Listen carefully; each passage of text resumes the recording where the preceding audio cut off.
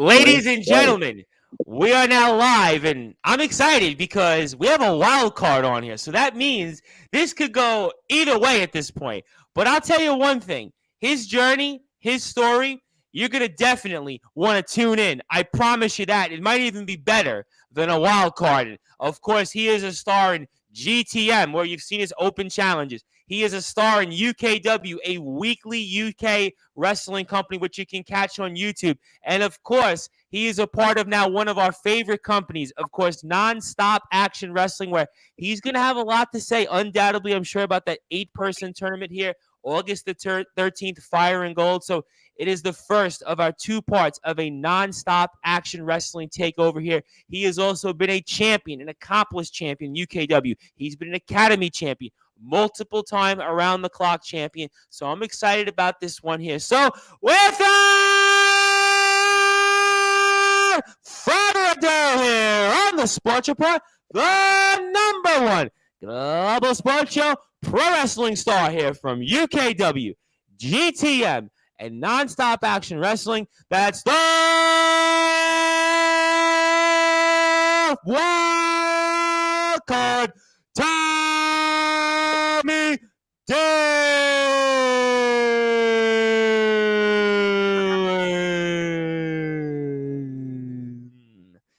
My friend, how are you? That is literally the greatest intro I've ever had. Well, you have Ben Hall at GTM. Ben Hall's pretty good. Yeah, he is good, is Ben, yes. No, Ben is legitimately, I have to say, and I get this all the time from all the different companies we work with, but I will definitely, on this one, plead the fifth to Ben Hall, because Ben is, I mean, he's got opera pipes. I mean, he literally does opera. So, I mean, Ben's good. Ben is legitimately good. I would definitely not want to say I have the same pipes as Ben Hall here, but obviously, Champ, it is a tremendous honor. I'm really excited about this one because you've got quite a story, and it's a different story than maybe some of the more recent guests we've had here from the Non-Stop Action Wrestling roster. You've got, obviously, quite an accomplished background here, but I want to set the tables because, obviously, this is a Non-Stop Action Wrestling takeover here first night on Sportzwire Radio, and I've got some comments in here, and I'll get to those here shortly, but I'm sure you heard the news by now that August the 13th, we are going to have an 8-person tournament to crown the first ever company's champion. Obviously, you've got as strong a case as anybody's that could be in that tournament. And I wanted to ask you, especially those who are watching and listening to this on Sportswire Radio, the wild card, Tommy Dillon, your thoughts on the 8-person tournament, August the 13th, Fire and Gold at Non-Stop Action Wrestling, to crown our first ever champion. Well, to start with, I would definitely say, yes, hello, Danny. Yeah, to start with, I would definitely say Non-Stop Action Wrestling, I love being there. It is one of my favorite places to be. And what Joshua Snow has created down there, it's nothing short of spectacular. You know, he's brought in all these guys that just want to live the dreams, want to be wrestlers. And, you know, a lot of them, and I can relate to this a lot of them have been in that situation where people would say to them, you don't have the look of a wrestler, you shouldn't be a wrestler, you shouldn't do this, you shouldn't do that. I've been there and I've been told all that. But the fact is, if you want to be a wrestler, if you're willing to put that effort and put that heart and that passion into it, then you should definitely do it, regardless of your age, regardless of your look. Your look can change. You know, it's like, you know, you see guys, I mean, Sylvester Stallone was famously once said before he did Rocky, he was skinny as hell, you know, but you can change the way you look. Trust me, I heard the whole story as a kid coming from New York. I mean, Sylvester Stallone was actually born in Brooklyn. I remember my father talking about Rocky and watching Rocky in the movie theater back in 1976. And this was a guy that was like, he was just a poor guy. He was actually like, I could relate because I grew up in Brooklyn and he was kind of somebody we looked upon. If he could do it, why not us? Exactly. That is it. That is it. Never put yourself down, because all these people that you say, well, you'll say it doesn't happen to people like us. All these people were people like us. And it's not just movie stars. As I say, it's wrestlers. So many of them. I mean, The Rock, he had $7 in his pocket when he got a job with WWE. Hey, DDP started his career at 39 years old. Had no experience. There you go. You know, you never know. Yeah, and he's one of my heroes, DDP. I do DDP yoga all the time. You know, and he's really one of my heroes. So, yeah, when it comes to NSAW, it's reminding people of that more than anything, that you can achieve your dream if you're willing to go for it. So, absolutely. Yeah. So the championship tournament, this has been said before, and I 100% agree with it. There can only ever be one first ever. There can only ever be one first ever world-class champion. And I totally agree with that. And that is just as much an honor as being the champion itself. To say that you started this thing, that you started this legacy of this championship, I would be honored to have that. So before I get to some comments, then, is this a declaration that the wild card Tommy Dillon would like to throw his hat in the ring here for that 8-person tournament to be the nonstop action wrestling world-class champion? I would like to throw my hat in the ring 3 times that very night and take the title home. Okay, that is my declaration. Duly noted here, and I've got some comments in here. Let me get to them. Obviously, some of them, actually all of them, you'll know. Supersonic, Sammy Blue, Wildcard, and Dante O'Carroll. Let's get to Dante first. He says, "Hey, Tommy, are you ready for Fire and Gold? Also, who are you looking forward to facing?" That's a good question. Who would you be looking forward to facing? Because we've got some names that we've spoke about here that have also made their own declarations. So who would you like to face? Ooh, who would I like to face? Oh, God. So many people. I mean, I've faced so many guys over the years that I want to face again, but then there's guys that I haven't faced and I want to face, and you know most of them. I mean, Bentley, for example. Oh, Bentley. I mean, Bentley's declared himself, and you know him from GTM. After what he did to Sean Only, you and him with imagine him answering your open challenge in GTM. I mean, that could be main event. I would love that. Yeah, because Bentley, who wouldn't want to face him? The guy is just talent personified. And another guy you brought up right there, Sean Only. I mean, he's on my bucket list. Oh, Sean Only, another big time guy. Big time guy. Yeah. Yeah, and yet so humble when you go to him for advice or for anything really. He's there. He's ready to listen, and he's ready to give you the truth. He won't lie to you. That's so interesting to me that before I get to who you want to face, and I have another comment from somebody you wrestled not too long ago in UKW, but you're a veteran in the business, and yet you're still going for advice. I find that so fascinating because now some of the wrestlers that we've had on here of late, they're kind of just starting out, but you've been doing this a while. You're basically one of the veteran guys that we've had on here on Sportswire Radio, and the fact that you're still going to wrestlers for advice, I find that fascinating. Well, that's the thing, I mean, in August, it'll be 7 years that I started. I had my first training session. But, I'm trying, more than anything, I want to live up to the name, the Wildcard. So in order to do that, I've got to keep evolving. I've got to keep everyone on their toes. I can't just stick with 3 punches, a big boot, and a leg drop. So yeah, especially in this day and age when it comes to the internet wrestling audience, I don't think they tolerate that much here. But I'll get to a few more comments here, and that is obviously somebody you know from UKW very well. And that is Young Horace, and of course, he points out something we saw here not too long ago on the UKW wrestling page. We'll get to UKW for sure, and he says that the wild card Tommy Dillon took me to the limit a few weeks ago. Nothing but respect for the wild card. Would you like to address Young Horace? And of course, Young Horace, we'd love to have him here also on Sportswire Radio anytime. Yeah. Well, I've got nothing but respect for him. And this is another guy that I want to face again because, I took him to the limit. He took me to the limit, but we didn't reach our own limits. Neither of us. We have got so much more to give to the audience, to give to the business. Both of us have got so much more to give. And I think if we could have maybe 100 matches and every one of them would be different.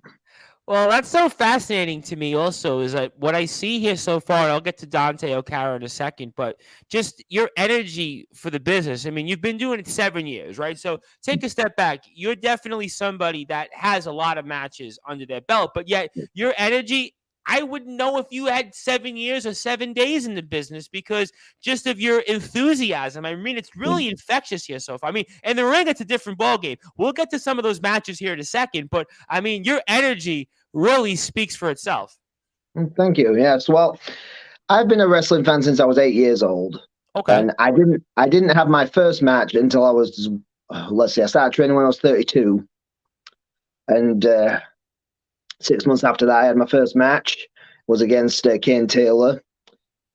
And the fact that it had been that long between just being a fan to actually giving it a chance and taking that chance, it all just came down to a simple situation of it was the year after my first wife passed away. Which we'll get into for sure. Yeah, and about a week before it, I read somewhere that Roddy Piper had died, and he was one of my heroes as a child. Sure. So it was sort of like a bit of a kismet moment where all that was coming into place, and then suddenly I see this advert on Facebook for a wrestling school that's just down the road from me. And I just looked at myself in the mirror and I just said, I don't want to be on my deathbed saying, I wish I'd done that. Even if it goes nowhere, I want to do it. That's powerful. That's powerful words there, just on the fact that, and I'll get to Dante O'Cara in a second, but I almost have to ask because in some ways you remind me similar. I had a guest yesterday who's now a college basketball player, and he was 3 years between high school and college where he didn't play at all. And I asked him, well, how'd you stay in shape? You didn't play organized basketball. And it reminds me of your story because, I mean, here you are, 32 years old.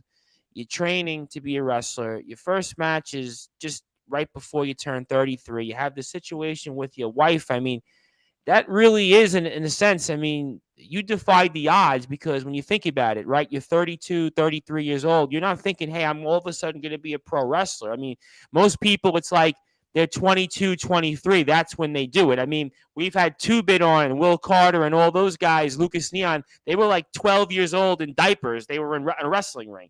You're the complete opposite of that. I mean, that in itself is pretty inspiring because, again, a lot of people in the UK at our scene, they would have gave up.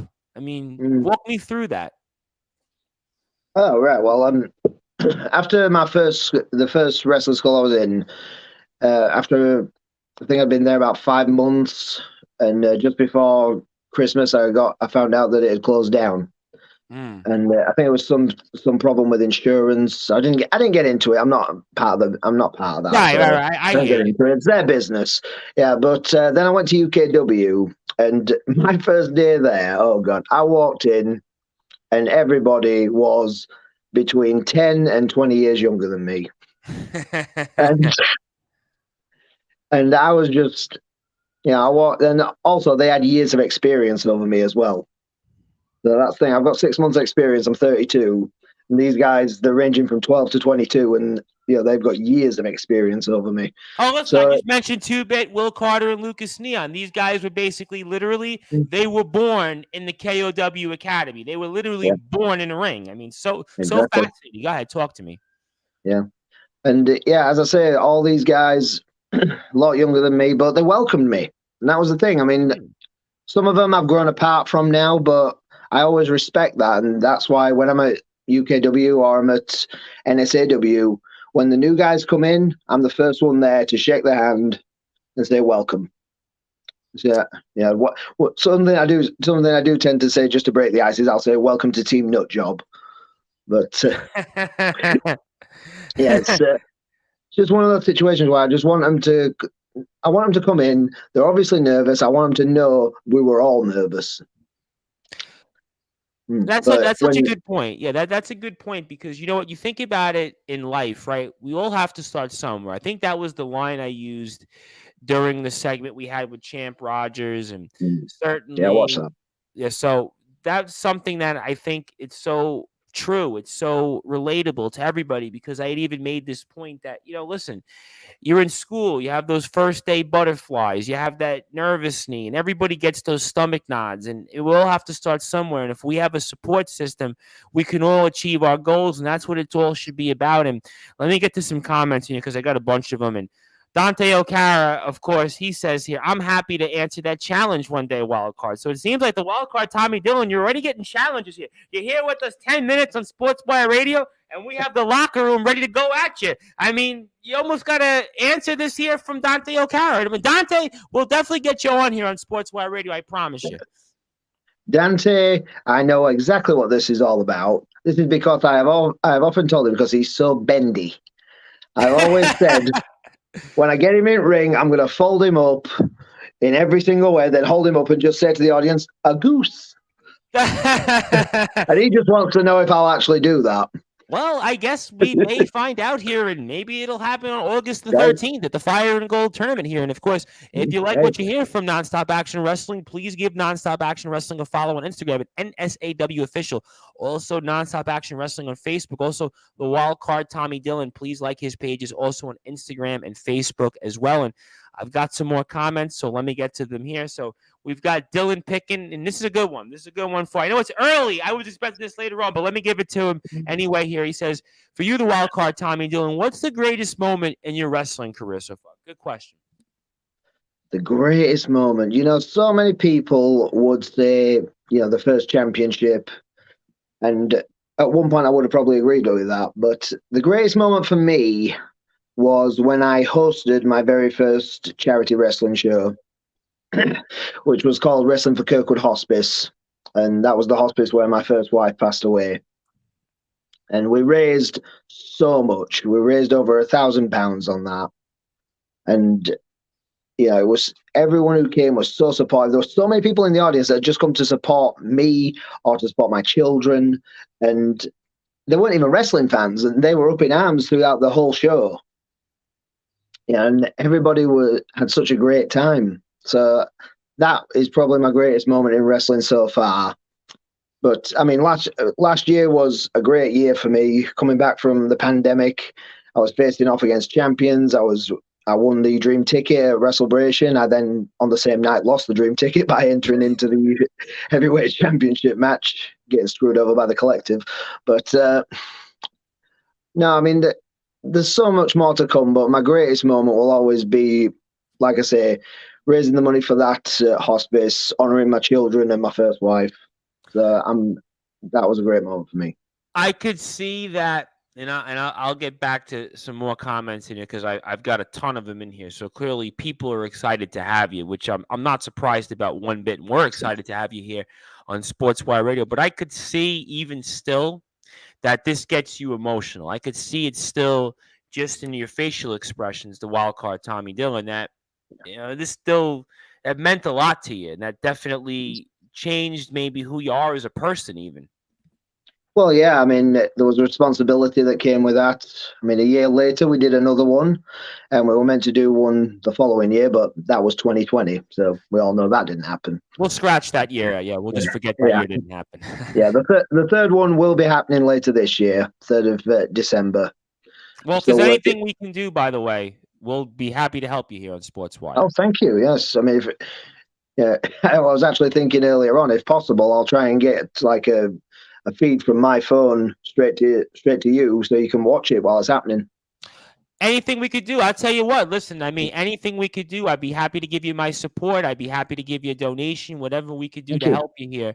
That's what we're about here. We do that all the time here on Sportswire Radio. We're always about helping those that want to help out the community. And I could tell clearly the wild card Tommy Dillon outside the ring is helping the community a lot. We'll see about in the ring, but I got some more comments in here. Let me get to Supersonic Sammy Blue, who I know I got to get on here very soon. And he says, any up-and-comers in the Nonstop Action Wrestling locker room you look forward to facing? Oh, there was that guy with the funny last name. What was it? Sammy Blue, was it? Yeah, no. In all seriousness, no, I'd love to face Sammy. In the NSAW locker room, I want to face Goliath again. Well, I did see Christmas Carnage. I did watch that match with you and Goliath. Yeah, it was a good match, but I can't accept that. That's not going to be the last of our chapter. No. That's not going to be the end of our story. Now. I think he's on the good side of things. He's seeing things a little differently these days. Maybe, but when we're in that ring, we're all adversaries. Good point. Yeah. But other up-and-comers. I recently faced Connor Cage, as you know, at GTM. He's one of the up-and-comers from NSAW, and he's awesome. Same with Champ Rogers as well. As far as guys that I haven't faced yet, Killjoy. I want to face him because he's so good.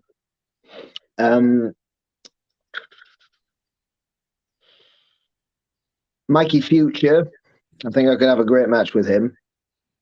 Because when I see him in the ring and I see him like get into combat mode, I just want to yell out, "Mortal Kombat!" Well, that could certainly be an intriguing match here. Let me get to some more comments here. Let me catch up. And it says here, known Tommy for years and have so much respect, but have never asked you, which is a great question here. And I feel like people are doing my work tonight on Sportzwire Radio. Usually I got to come up with these things. And tonight it seems like people are just coming up with the work supposed to be on my end. But what has been your favorite match so far in your career? There's been a lot of them, a lot of great moments. But what's your favorite match so far?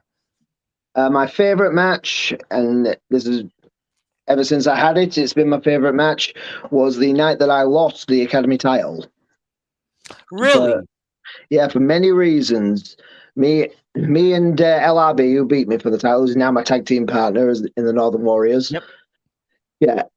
We had 2 matches before this for the Academy title, and I cheated both times. And we got put in a no disqualification match. And right before the match, I made a promise to myself that I'd done everything I wanted to do coming into wrestling. I'd done the training, I'd got on shows, I'd become a champion. So, win, lose, or draw, that was going to be my last match. And it turned out so awesome. And there was one point in the match, which I'm sure you saw when you watched it, where he goes to suplex me, and he didn't realize there was actually a trash can behind us. So he suplexed me onto the trash can, and the edge of it went right into my back. And it was at that moment I thought to myself, this hurts like hell, and yet I still want to keep going. And I just thought to myself, I'm never leaving. I'm never giving this up. So wow, I've only been honest about the retirement over the last year or so. But yeah, I was going to retire after that match, but as the match happened, I just thought, I don't want to retire. One day I probably will, but I don't want to. I've still got so much more to do. He's retired like 100 times, and apparently he's still going to have another match. I mean, listen, Vince McMahon's been in the ring periodically, like every few years. I mean, these guys are like literally like 17,000 years old. I mean, old school MC2 was like, apparently according to Champ Rogers last night, he was wrestling when Rocks were champion. So I mean, if old school MC2 could do it, I mean, you're like a drop in the bucket compared to these guys. I mean, you're not really old at all. I mean, I don't know. But I'll tell you one thing real quickly before I get to some more comments. I mean, that's interesting because you literally had like a coming of age moment in the sense that you were ready to retire. And why did you want to retire in the first place? Well, as I say, I mean, when I got into wrestling, it was more just to live the dream. Okay. I came in, it was like, I'll do the training. Then a few months down the line, it was like, I want to do a match. I did the match. I want to be on a show. I've got on the show. I got on more shows. I developed the character. And then I was like, I want to win a championship. So I did that. And, I had that championship, and I loved the Academy title. I had so much respect for that because every time I looked at that, it was I saw everybody that I was training with and everybody that I was going to train with. And it just felt like at the time, I'd done everything I wanted to do. Even though I'd only been doing it a couple of years, I'd done everything I wanted to do. And I felt like I've lived the dream. Wow. And as I say, it was just in that moment when I landed on that bin in so much pain, and I just thought, the pain's nothing. Pain's temporary. This moment is forever. It's so interesting because usually that would have been the moment where people would have said, well, okay, I'm done. I would have said, okay, I give up. Okay, you know what? That's a lot of pain. I mean, that's certainly that. But let me get to some more comments because I'm way behind on them. And Dylan comes back in here and says, just want to thank you, Tommy. Watching you really inspires me to be a better, not just wrestler, but man and father. Thank you, wildcard. That comment, now I know, listen, you're a great wrestler, but what he said is powerful just now about talking about being a better overall individual. I mean, listen, I wish I could be a better individual. I mean, compared to you, the wild card Tommy Dillon, I mean, certainly there's a ton of things I could work upon, but he makes a great point because he's also trying in his life and he's up and coming. And walk me through that comment, what that means to you right now. That means everything to me. One thing I always tried to do whether I'm wrestling or whether I'm a person. My hope for everybody that I meet is to inspire them to be the best version of themselves. Because I always think, no matter how far you've fallen, you can climb back up, but you've got to climb yourself. Nobody's climbing for you. And, my family is my life. That's is another reason why I do this, because I want them all to see that it doesn't matter how old you are. If you've got a dream, you can still achieve it. Oh, absolutely. Listen, I mean, you've definitely shown that. And the lawman, Kyle Kennedy, says wildcard. And of course, I've seen you in the ring with the society. Obviously, in UKW, we've seen you with Robert DeCaro and Remus Kane. So I'll definitely get some thoughts in on the society in a little while for sure. But let me get to the boss who's coming on after our segment with you here for Nonstop Action Wrestling. There's, of course, Joshua Snow. And it says, always a pleasure to see Tommy Dillon, whether in the ring or in an interview. A close friend of mine. I must ask, however, how did the Northern Warriors come to be tagging with LRB? Good question. Ooh, this is a tricky one. It was Exordium, and I already had a history with the society, and I'd faced them at UKW, but before that, during pandemic, Remus Kane, he'd been talking trash. I saw the video. I happened to watch the whole thing between you and Remus Kane. I mean, I thought Remus was going to knock on your door even during the pandemic and find a way to, maybe he was going to infect you with COVID. Who knew? Yeah. That whole thing, he was talking trash about me on social media, on YouTube for like a whole year. Then finally he shows up in UKW with an old friend of mine, Robert DeCaro, a guy who I've faced in some show-stealing matches. But now he's got a brand new attitude because Remus Kane has given him a new purpose. So I just looked at them both and I just said, right, I'm going to have to kick both your asses. And, I came to NSAW. Suddenly it's like the society wants to face me again. Right. Well, in that case, I'm not going in on my own. I'm going in with somebody that I trust. And who do you trust more than the guy who took the Academy title from you and gave you your best match ever? LRB. Northern Warriors, that's what we are. I threw together a load of names. I think, what was there? There was Northern Justice, the Northern Outlaws. I wanted a name because this is me personally. I hate those names where it's two names shoved together. Yeah, I feel like some of the other names you just mentioned is too, like, for me, like 1990s WWE. Like, I feel like it's too 90s. Northern Warriors, I think, like, it rings a bell. Like, it almost like the light bulb goes on.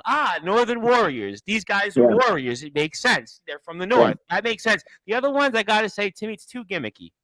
Yeah. Well, that's it. I mean, the one thing I will say about the 90s wrestling, the late 90s, is like, for instance, the New Age Outlaws. That didn't seem like the Road Dogg and Billy Gunn throwing their two gimmicks together and coming up with a name. It was actually, a name that stood out as a tag team. And that's what I wanted with the Northern Warriors. It wasn't just going to be, it's Tommy Dillon and it's LRB shoved together. No, this is the Northern Warriors. This is what we are. This is who we are. And it fits. It definitely fits like a glove here. And Dillon comes back in here, and I've got more comments, so I'm gonna go through these a little bit more in shotgun style. But Dillon says, "I'm very much looking forward to training once again. I'm looking forward to training with you again. Hands down, best teacher to have in ever." I've heard that about you, whether it's from the lawman, Kyle Kennedy, obviously Champ Rogers had some nice words for it, despite you guys actually squared off in GTM, obviously. Goliath, we know you've been in the ring with Gung Ho Muttley, obviously from GTM, and also, of course, here at Nonstop Action Wrestling. But when you hear a comment like that, I mean, I've noticed that the locker room, and I could see from the comments in here that you are a locker room leader. Do you feel like you're a locker room leader right now in Nonstop Action Wrestling? I'd say I'm not trying to be. I'm not openly going in there and saying, I've got the experience, come to me, do as I say. I look to inspire people, as I say. I want them to be the best version of themselves, not the best version of me. Okay. Who I am, that's me. Who they are, I want them to discover that themselves. I'm there to listen to anything. I'm there to help them with anything. And I'm obviously there to train them, and I want to train them to be the best that they can be.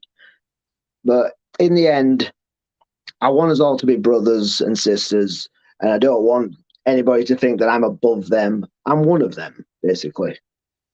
That's so true and such a good point because, and I'll get to the comments, but I find that in professional wrestling sometimes, as I was listening to Chris Jericho in an interview late last night, which would be morning your time, and he was talking about that in WCW. One of the reasons WCW kind of went by the wayside was because there was a certain almost pecking order between wrestlers at a certain status, and it shouldn't be like that. At the end of the day, we're all in the same boat, right? At the end of the day, we're all trying to get to the same place. And Connor Cage says, so what's next for you with the Northern Warriors? But people are just stealing my thunder tonight. I should just let the locker room and fans of yours just answer the questions. But I'll do it for all kidding aside here. What's next for you with the Northern Warriors? Well, individually, the next step is the World Class Championship because he'll want it just as much as I do. Oh, I know that. Oh, I definitely know that. We're gonna definitely, and we're getting to that for sure here. Supersonic Sammy Blue also says it'd be an honor to face you, wildcard. Didn't know my last name was that funny though. Well, it's Sammy Blue. I guess it kind of is. I mean, here, Mr. Westney says, I'm happy that you didn't retire because I can't wait to step in the ring with you one day. I think the whole locker room wants a piece of you. I think a lot of people want a piece of you right now. And well, I definitely want a piece of James Westney because I've got a long history with him. He's a good friend of mine, but I want to face him because I want to bring out the best in him. I'll tell you what, that would definitely be something that a lot of people would want to see, and that always makes for the best competition. And Tommy is the GOAT. What does the name wildcard mean to you, and where did it come from originally? Yeah, good point. And something tells me it doesn't come from teams that in the NFL, the National Football League in America, make the postseason from that don't win their division. So something tells me it has nothing to do with that. So definitely tell all of us here, how did the name wildcard come about? Okay. Well, first of all, thank you for saying I'm the GOAT, but I think we all know there's many other people who've got that above me, but thank you. Right, as far as wildcard goes, it was originally going to be, this is absolutely honest as well, I'm not gimmicking anything here, this is absolutely honest, it was originally going to be the Wildcat. Really? Because at the town that I'm from, Wakefield, we've got a rugby team called the Wakefield Trinity Wildcats. And I thought that sounded cool, but then I thought it's a bit too obvious. It's a bit in your face. And I want to be a bit more, I thought to myself, I want to be a bit more unpredictable. And then I thought, hang on, unpredictable. Wildcat, wild card. The last thing you expect.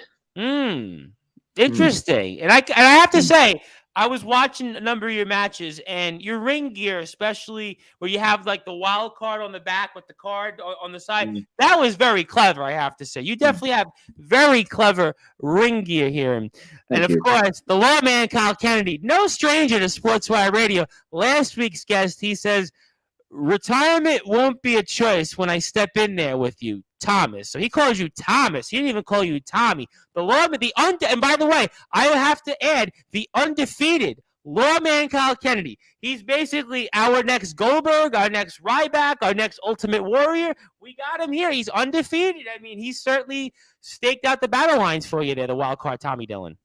Well, he's certainly talking like Ryback. I'll give him that. But well, that's more of a dig than anything else. Yeah, you watch out now. I'll have Ryback asking to join the Open Challenge. Now, as far as Kyle Kennedy goes, Kyle, can I just say you're undefeated because you haven't faced me. Right? The last time you and I got in each other's faces, you got smashed, my friend, because you got involved in the tag match between the Northern Warriors and the Society. Granted, I know you're the Society, but the thing is, I've been kicking Robert DeCaro's ass for years. Joshua Snow knows that whenever Remus Kane comes near me, there's going to be a fight. And I'm not dissing Remus Kane for being tough because he is tough, but there's going to be a fight. Now you, Kyle Kennedy, all you are is the third man in that group. So all you are is the third guy to get his ass kicked in that group. Wow. And it's going to be the wild card that does it. Well, I'll tell you what, there's somebody else. I respect Kyle Kennedy as a tough guy because he is. He's very tough, I know, because I've trained him. But I wouldn't say you picked the wrong side, but you certainly picked the side that's in my target, pal. Well, I'll tell you one thing. The lawman Kyle Kennedy definitely has people that are chomping at the bit. And speaking of those that are certainly chomping at the bit for the lawman Kyle Kennedy, and that is, of course, last night's guest on Sportswire Radio. That is Champ Rogers, the super dad. And he says, much respect to Mr. Dillon. Always been a guiding hand for the Patriarch. It'll be an honor when we eventually stand across the ring from each other again. And he spoke about that also because we know that a few months ago you guys were in the ring over at GT Ministries. I mean, he answered your open challenge, and he said he was, he almost had you. I mean, walk me through your thoughts there. Well, go ahead. Well, to quote Vin Diesel, whether you win by an inch or a mile, winning is winning. So, no, the fact is, Champ Rogers, he's tough, and he is. I've got nothing but respect for him. But for a start, at GTM, I want to be the GTM champion. So I'm not going to hold back just because I respect somebody. I'm going to get to that. Yeah. Go ahead. Jump in. And as far as the Bradford crowd goes with GTM, they made me the bad guy. Okay, I'm a nice guy, but they wanted to boo me. They wanted me to be the bad guy, and I'm a man of the people. I give the people what they wanted. They want the bad guy. I'll be the bad guy. And if that means I have to kick my friend's ass, I'll kick my friend's ass. Certainly, very, very intriguing comments in there. And I almost have to ask you, I mean, what do you think about Champ Rogers and his hugs? I mean, he certainly loves to hug fellow wrestlers in the ring. I mean, what's your opinion on that? I've hugged him. He's cuddly. Like a big teddy bear. So you're into the whole super dad thing and the dad bod. You're into that whole thing. All right. Yep. Certainly. Hey, I've got the dad bod going on as well. Well, I certainly wasn't going to bring that up, but certainly if you did, that's fine by us here. And Champ Rogers says, I would have gone with the Patsy Masters for tag team, but Northern Warriors is good too. Bradley, of course, who we know very well and may know very well, says Tommy is the man, nothing but love and respect. Truly one of the GOATs. Also, let's go Wildcat. Yeah, I could definitely see that for sure. They're kind of playing on words. I never mentioned that now. I'm going to make you chuckle because my brother had a band. This was like, we were like in school. This is just maybe just past it. And one of the songs they had played, the band was called Epiphany. And one of the songs they had was Wildcat. It would go Wildcat. It was almost like kind of like a Nirvana kind of type of song. But maybe we should have called you that. But that was 13, 14 years ago. Jenny Hayes, of course, who we know very well from Nonstop Action Wrestling, does a great job in terms of introductions and stuff, says Wildcard is definitely more original. Love it. Also, Danny Los, the lawman Kyle Kennedy, next Ryback. What an insult. Yeah, I mean, that's, for the lawman Kyle Kennedy, I don't know if I want to be compared to Ryback these days. Maybe 10 years ago, but certainly not now. So, yeah, that's a punchline. But then again, I guess it wouldn't be as bad as being compared to the Renegade, who was the Ultimate Warrior knockoff in WCW. So that might be worse. I mean, that might be worse. In fact, I think I still have my Pro Wrestling Illustrated magazines down in my basement somewhere with the Renegade in there. So yeah. Oh God! If my comment about Kyle Kennedy being Ryback was a burn, then that was a house fire right there. That might have been, but Champ Rogers again that says the lawman Kyle Kennedy couldn't lace Tommy's boots mostly because he doesn't know how to tie laces. So that's a real burn. The lawman Kyle Kennedy is being ganged up on here tonight right now. Certainly he might need Robert DeCaro and obviously Remus Kane, but I'll tell you one thing. Certainly there's just some big comments in here, but let me get to another good one here. And Nick Harvey says, this is a good one here. I think I know where this is going in here. Will Tommy Dillon and Robert DeCaro get their rubber match? Good question here. What do you think?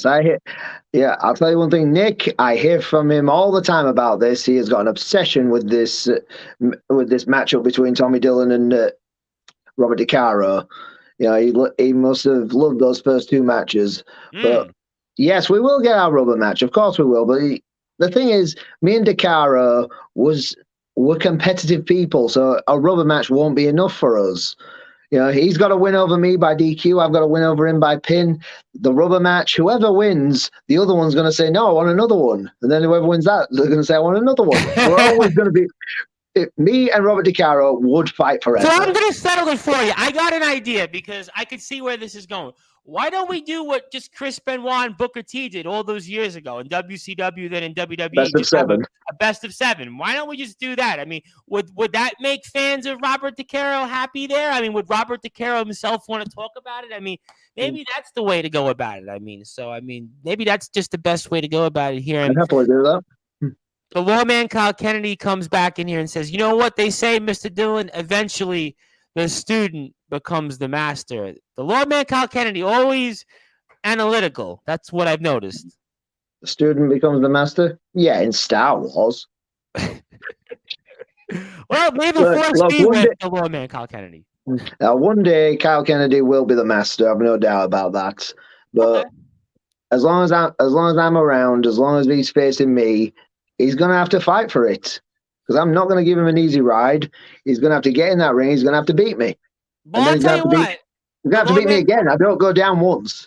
I'll tell you what. The lawman Kyle Kennedy, though, in the meantime, I think he's worried about right now Champ Rogers, because Champ Rogers still wants to settle the score between those two. And something tells me here there's a possibility here in the near and distant future. We could even see a face-off live on Sportzwire Radio between the lawman Kyle Kennedy and Champ Rogers. So the super dad and the lawman could very well be here live, one-on-one, addressing their grievances. So something tells me here that's what you'd want to stay tuned for. But if you had to face the society 3-on-3 and you had to pick 2 other wrestlers to team with, who would you pick?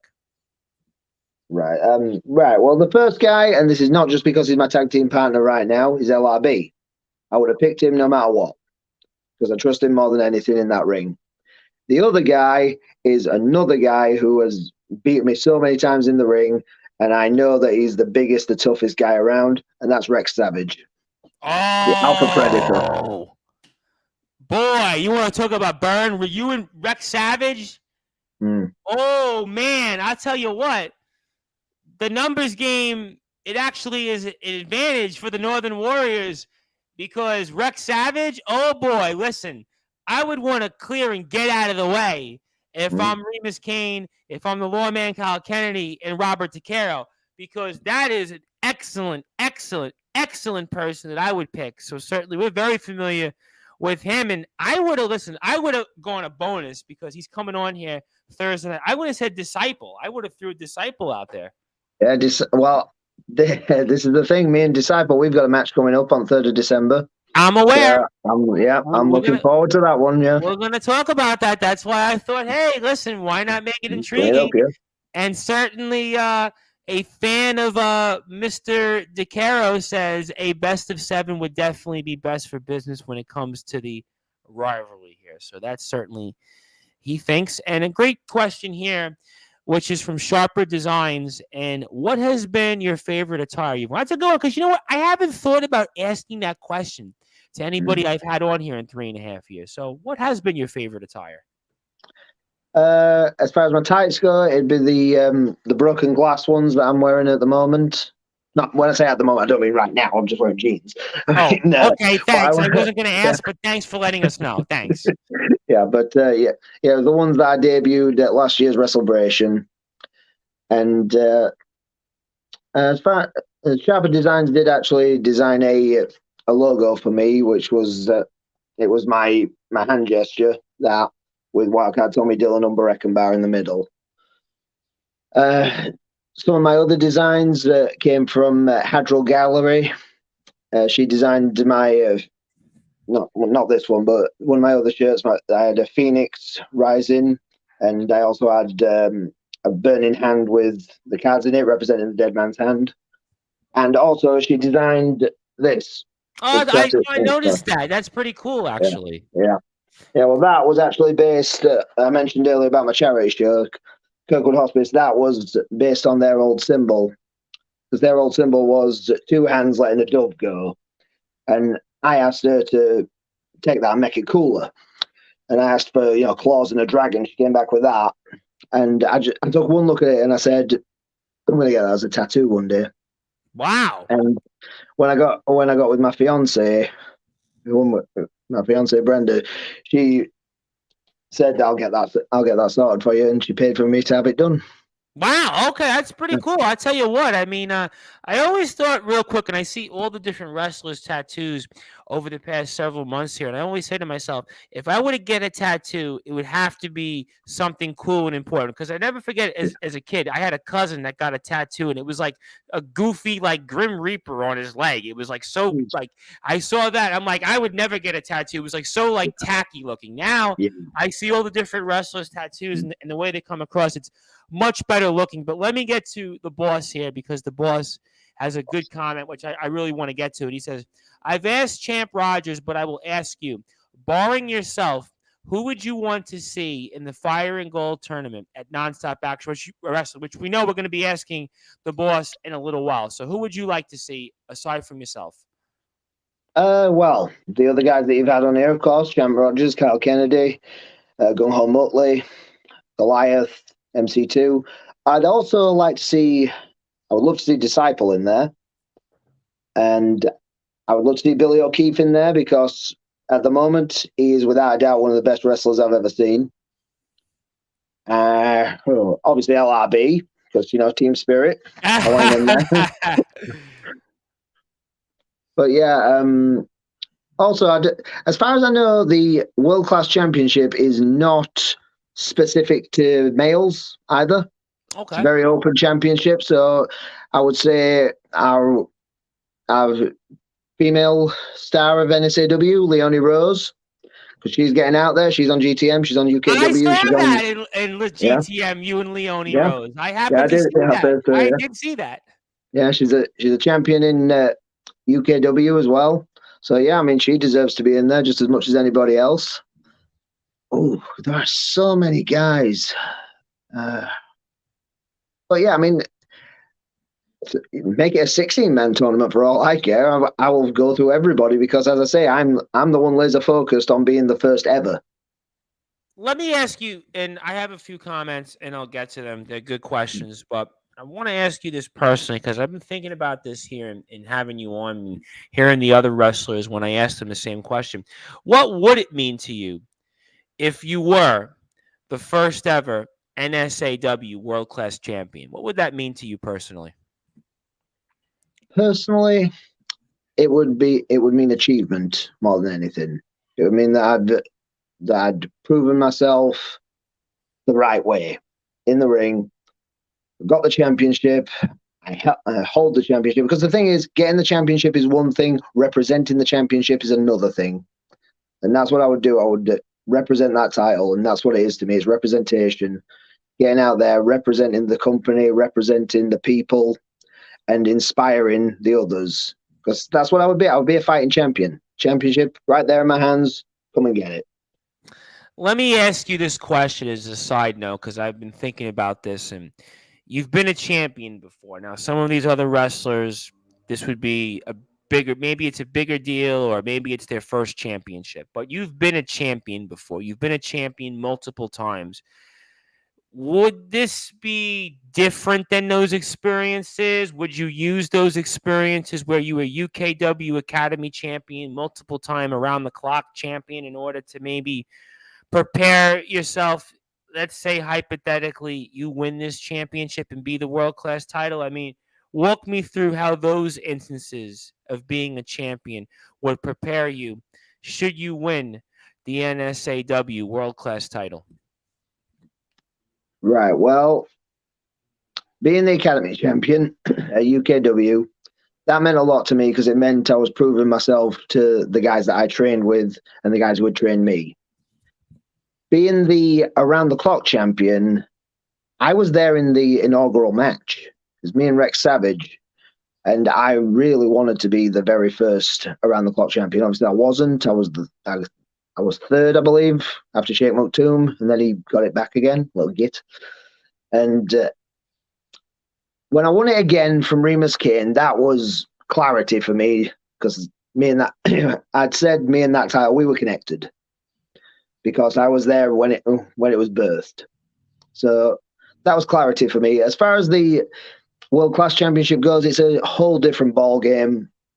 It's the question of representing the whole company, being the top dog, and representing that. So what I would do, as far as my experience goes, I've never won a tournament. I've never gone past the first round in a tournament. This is the tournament I intend to get straight to the end to. And I would pace myself. I would take my opponent. I would check out all my opponents, not just the ones, the one that I'm facing in the first round. I would check out every single one of those opponents, and I would look for their weaknesses, and I would be ready for every single one of them. I'll tell you what, those are some very, very valid points. And if you like what you hear from Wildcard Tommy Dillon, please give him a follow on Instagram at Wildcard Tommy Dillon. Also, like his page on Facebook. Also, we will plug shortly here where we can get some merchandise from him. And I am the host of the Sports Report, the station manager here of Sportswire Radio, the Reverend Tom Bryson. If you like what you hear from us on Sportswire Radio, do give us a like on Facebook at Sportswire Radio. And 24 hours a day, 7 days a week, 365 days a year, you can listen to all of our content on sportnarium.com/player. And we are here with pro wrestling star here of Nonstop Action Wrestling, GTM, UKW, where you can see him each and every week. That is Wildcard Tommy Dillon. And I promised to plug, and this is something that I've been curious about, of course, but where can we purchase some Tommy Dillon merchandise? Well, if you come to the shows, talk to me. I've always got some, and I'll sell them to you right there and then. But as far as that goes, there's also Pro Wrestling Tees.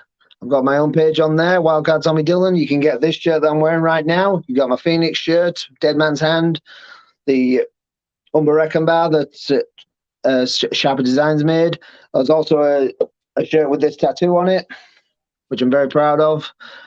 So, yeah, check it out on Pro Wrestling Tees. Or as I say, you come to the shows, catch me.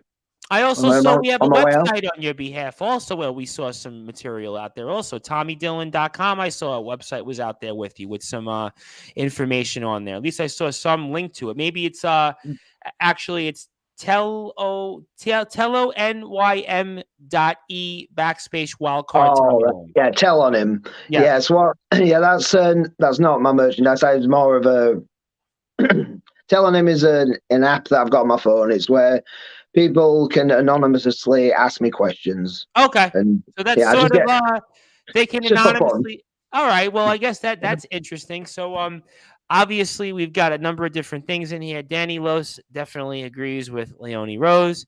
Yes, he does have a thing for Leonie Rose. Well, I mean, listen, a lot of people do, right? So obviously, can't blame him on that.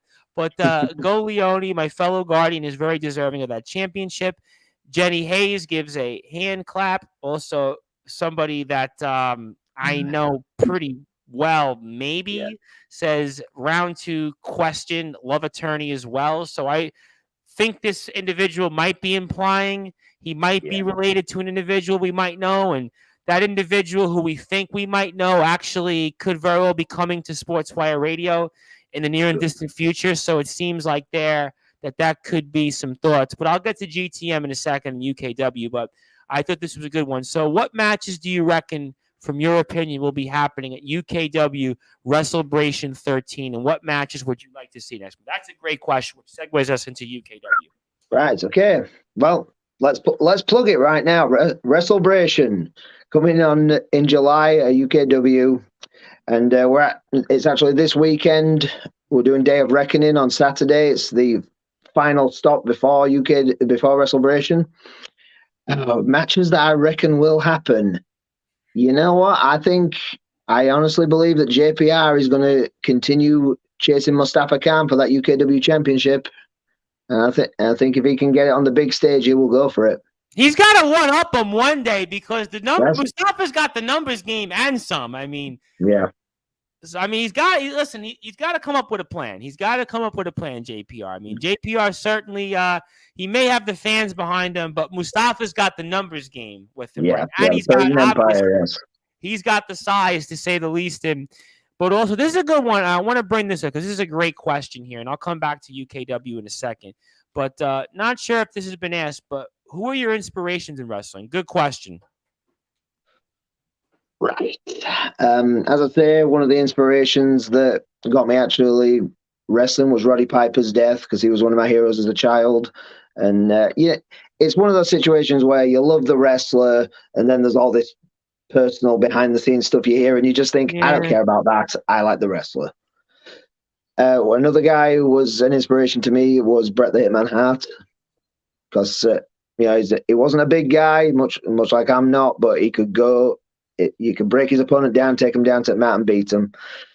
On another scale, my favorite wrestler of all time was The Undertaker. But obviously, he and I very, very different, so I couldn't take much from him. I think obviously I dropped young Horace with a tombstone the other week, which I thought was pretty smooth. And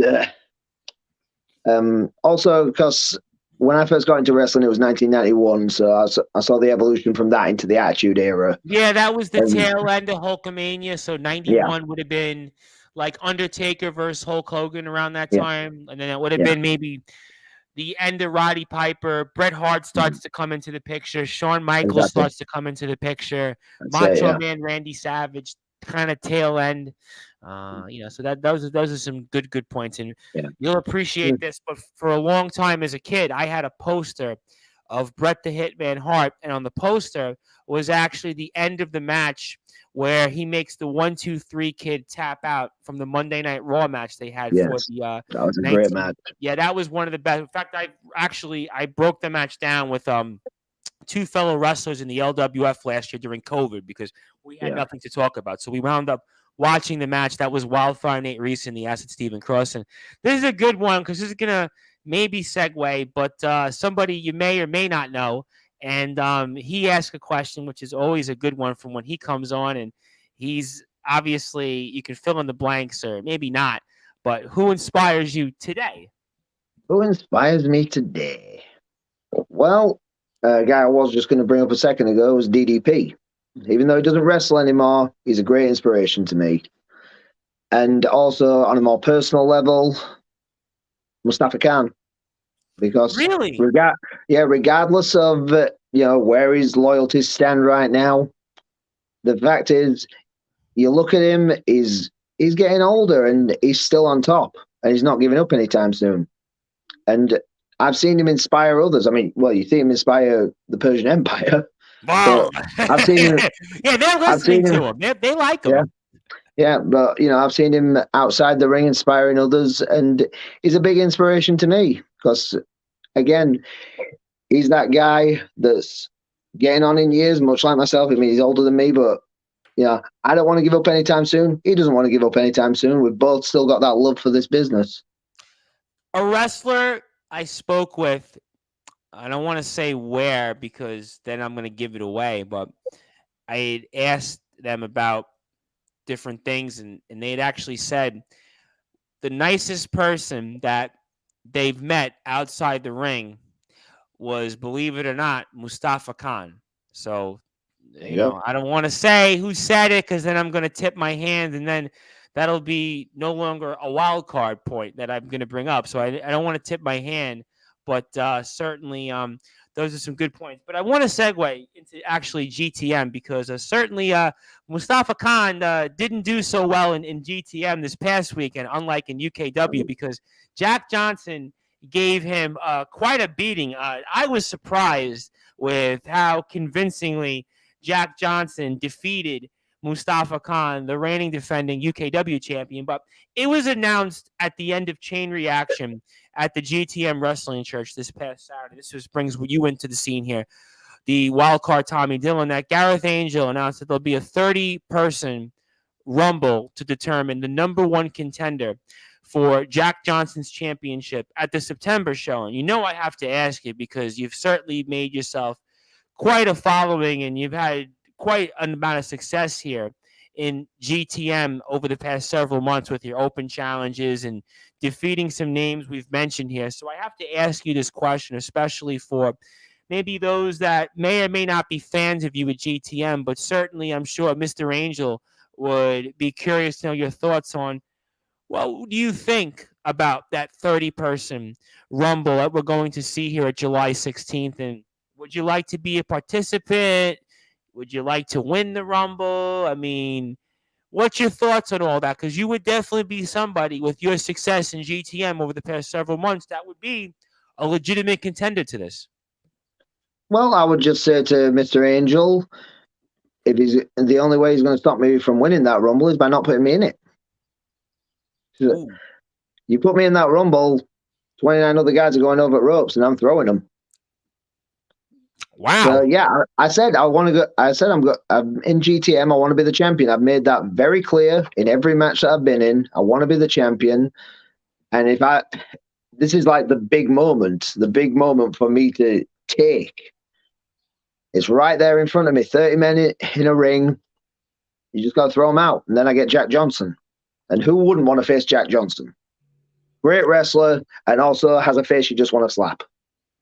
So, and Salford. And, of course, everybody hates when he says Salford. Everybody hates when he says Salford.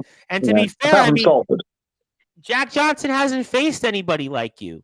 Let's take a step back. I mean, he was prepared to fight, Mr. Angel and certainly Bentley, and we saw how that was kind of a controversial ending with Sean Only, causing Bentley the championship and Mustafa Khan. I mean, listen, with your ring techniques, your expertise in the ring, I don't know if Jack Johnson would be prepared for somebody like you. Should you win this on July 16th? I would say Jack Johnson, he's as sneaky as I am, or if not sneakier. I don't think sneakier. I think I'm more sneaky. But if he wants to get in the ring and he wants to know how to face me, I'd say look in a mirror, pal, because I'm coming at you with the same thing you'll come at me with, and that's sneakiness and underhanded tactics, because I know you're bringing it to me, so I'm going to bring it straight back to you. Something tells me here on July the 16th, and Young Horace says, big mouth on Jack Johnson, plenty of people ready to shut him up come July 16th. Well, he's not defending the championship as far as Mr. Angel said, so Jack Johnson's going to retain the championship, and apparently he's going to get paid until September. So I don't know why Mr. Angel was in such a giving mood, but apparently he was. But I'll tell you what, though, I could definitely see you and Mr. Angel, for whatever reason, as the final 4 participants. And I don't think I'm giving anything away here because I don't know who's going to win the Rumble. I don't know, because I don't know who's going to be in it. So I can't handicap this. And I'm sure that we're going to handicap this undoubtedly between now and July 16th over for GTM Ministries. And if you like what you hear from GTM, please do give them a follow on Instagram, Facebook, and Twitter, GT Ministries UK. Also YouTube, GT Ministries, where you can watch the wildcard Tommy Dillon in past matches with the likes of Leone Rose and Champ Rogers and many, many other people that have continued to be a part of the GT Ministries roster. But something tells me here, the wildcard Tommy Dillon, that I could definitely see you after the success that you've had in these challenges. I could definitely see you and Mr. Angel maybe locking up for a few minutes. Who knows? I mean, because you and him right now, arguably, could be on a collision course for all I know. We've been on a collision course for years. I've known the guy for years, and I've never stepped in the ring with him. And I really want to. When I came back to GTM and I saw that championship and I saw it over his shoulder, I was like, I'm coming for that. I'm coming for that title. He hasn't got it anymore, so I'm going for Jack Johnson. But, it's Gareth Angel. He's always going to be around that title. So if he's there, he's in my sights, because I want him out of the way. I want that title. So basically, you're telling me, before I get to a few other comments in here, because people seem to like you right now tonight, but from what you're telling me, that the GTM championship, in terms of who gets that next shot at Jack Johnson, it's not big enough for you and Gareth Angel. It's basically, It's either you or him, you're saying. Yeah, you can't. In the end, there can be only one, as they say in Highlander. Ooh, I'll tell you what. Mr. Angel, he's got a lot of people. I've noticed one thing, the wildcard Tommy Dillon, that Gareth Angel, Mr. Angel, as we call him here on Sportswire Radio over the past several months, I have no idea, but it sounds good, that Mr. Angel definitely has a target on his back over the past several months in GTM. Of course. And I bet he loves it. So you think he loves that? Why do you think he loves that? Because he's a fighter. Okay, He loves the fact that the bad guys want a piece of him, and he wants to fight them off, and he wants. I don't want to say be the hero, but he wants to beat the evil, and I respect him for that. But he's got to remember, evil's always coming, and the fight against evil never stops. Well, something tells me here, and I don't know why this comes up, but Mr. Angel probably would appreciate this because he's a hard rock and heavy metal fan. But there was a Megadeth album famously called The World Needs a Hero. So maybe for Gareth Angel, in his mind, he is the hero that the world needs, or at least in GT Ministries. But I've got some good comments in here. So let me get to one going back to GTM. And say you win the GTM championship. Let's say you win the Rumble in July on the 16th. You dispose of Jack Johnson because Jack Johnson, I think we all agree, is on borrowed time. Regardless, he's definitely kind of like the CM Punk, Daniel Bryan of GTM World Champions, where he's basically on borrowed time. Who would you like to be your first contender once you win this, say in September, from Johnson? Well, Danny, I mean, who says I'll stop doing the open challenge? Ooh. But Ooh. now, if I have a choice, first GTM Championship challenger, Angel. I'm going to give you mine. Because I've had him on here a few times, and you mentioned him at the top. Bentley. Because in my mind, Bentley got dropped out of that championship. Bentley, legitimately, he had Jack Johnson down. 1, 2, 3. I mean, it would have been, you would have counted to 500, and Jack Johnson wasn't getting up. So for my money, if I have anything to say, I'd love to see you and Bentley for the championship. Should you win this from Mr. Johnson and win the Rumble? I got a great the first contender, I want it to be Angel, just to prove to Angel that this is my house now. But like I say, I have no intention of losing the title. So after I've beaten Angel, Bentley, step up. Well, I'll tell you what, maybe you might be onto something before I get to this next question. Maybe you're onto something, because you know what? Mr. Angel is going to have a target on his back, right? And certainly I have a feeling, and I don't know if this is going to be true or not. I have no idea what's going to happen. I know we're going to talk about it between now and the next month, but something tells me Alex Boylan, the Metal God, Rarebit, a number of people in the GTM roster, whether it's old school MC2, whoever else it might be, they're going to definitely want to get rid of Mr. Angel. And that's going to help the wild card Tommy Dillon, because Mr. Angel is going to have that bullseye on his back, that target.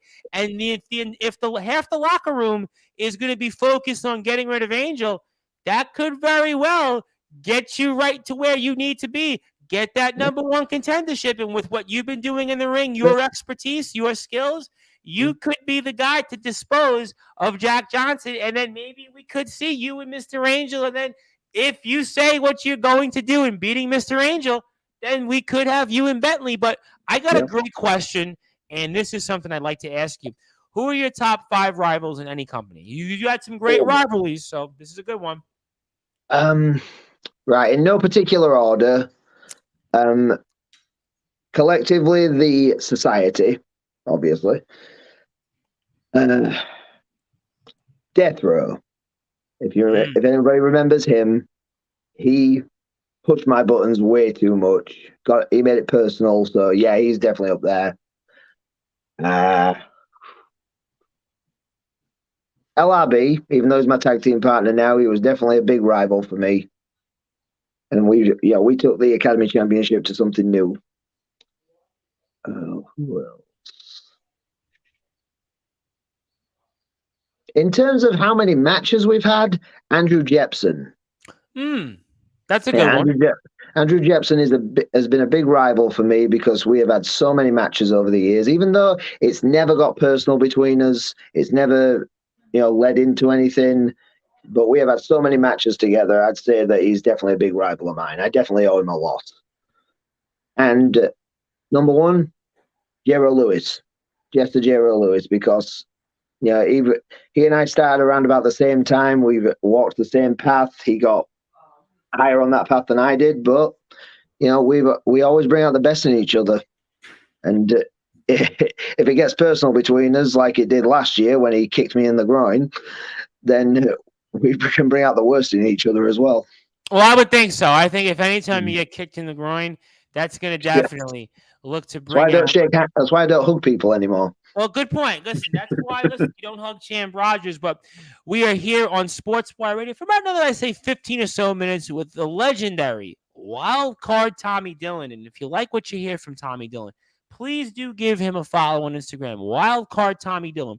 Like his page on Facebook. And I am the host of the Sports Report and the station manager of Sportzwire Radio. And speaking of champions, he has arrived here on this stream, and we owe him actually to come back on because we were actually supposed to bring him on, I think, a few weeks ago before one of the more recent GTM shows, and we couldn't get him on. And that is, of course, Mr. Jack Johnson. And he's here to say Salford. So Salford! I do have to say that the Salford Shopping Center is rather ugly looking. I have to say, Jack Johnson, it's rather ugly looking. I don't mean it any disrespect to you, but they certainly could fix. If anybody gets a chance here with the Salford Shopping Center, if you just Google it, you'll see what I'm talking about. When you see the image of it, at least the outside of it, it could definitely be fixed up about. I mean, so that's my random point here. So obviously the champ is here, and certainly I do have to give credit where credit is due because he definitely did dispose of rather quickly Mustafa Khan at the chain match. And he says, "Excuse me," meaning a question mark. Excuse you, Mr. Johnson. Well, I mean, if anybody would just Google search the outside of the Salford Shopping Center, the look of it, it's not the most. Let's just say it's not Madison Avenue. Let's just say it's not Beverly Hills. Let's just say it's not Paris. Or let's just say it's not, let's say, London or the Eiffel Towers. I mean, that, you know. It's not even Wakefield.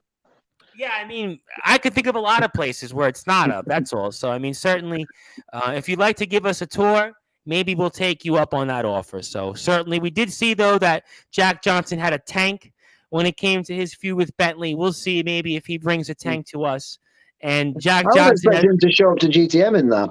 I think we all were. I was speaking with different people in the locker room before we were on the air, and wrestlers actually messaged me, actually saying, and I don't want to name who, actually said he's going to come in with a tank. And Jack Johnson says none of those places are Salford. Exactly right. That was why we brought them up. That was exactly why that we brought them. But that's also exactly why GTM is in Bradford, not Salford. That's exactly why that might be the case here.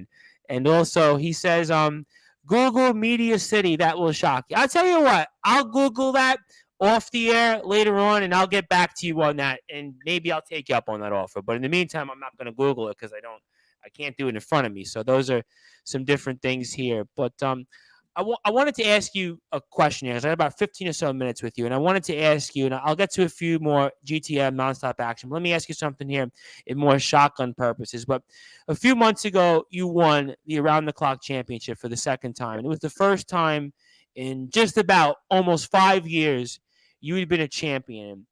That's definitely something that had to have meant a lot to you. Reminds me of I had Reynaldo on right after he'd won the LWF championship, and that was the first time he had held the championship in just about 10 years when he was the Future Shock World Champion. I know it's not quite the same, but you had been wrestling also throughout these past few years, with the exception of COVID and such. But I wanted to ask you and walk me through that moment when you won the Around the Clock Championship for the second time in UKW and winning your first championship in almost 5 years, what that meant to you. Right. Well, as I say, I was there when the Around the Clock Championship was birthed in 2021. I had it for about 5 minutes then. I don't really consider that much of a reign to talk about. When I won it the second time, it was an absolute joy to pin Remus Kane. Yeah, because it's always a joy. And I believe that was the first time he'd been pinned as well. So that's extra joy right there. As far as actually being the Around the Clock champion, I didn't hold it for very long. I had it for about just over a week before I lost it to Ian Creed, who then went and lost it to Sheikh Maktoum. But in winning it that night, it was me proving what I've always said about being in UKW, because I've always said I live, breathe, and I will die UKW. And holding that title, to me, that's what it was. I am UKW around the clock. Nobody else. People can have that title, but nobody can claim that they're UKW around the clock except me and maybe Jonathan Sedgwick. That company, they gave me my chance. They set me up. They put me on shows, and I've got nothing but respect and loyalty to them. So having that title, that's what it meant to me, proving that I am UKW around the clock. Well, I'll tell you what, even though you were champion just a week, you still at least got to be able to bask in that glory, to be able to look at that and say, you know what? I was able to do it. You had a lot in your life that went on within those Yeah. 5 years. So to be able to pull that off and still be a champion again, those are some great moments. And Jenny Hayes says, Clocky. Also, the boss has a funny one because everybody seems to dig at Jack Johnson and Salford, regardless of the company, the promotion at this point. Although Mr. Johnson right now, I mean, he, to be fair, very well could be the next Bolton Town wrestling champion. In addition to being the GTM champion, he does have a fairly good shot at holding 2 championships because also he knows a thing or two about rarebits. So for whatever reason, Mr. Johnson, I can't argue with his success, and we'll get him on certainly before July the 16th. But Mr. Snow Can you said, imagine Jackie Two Belts?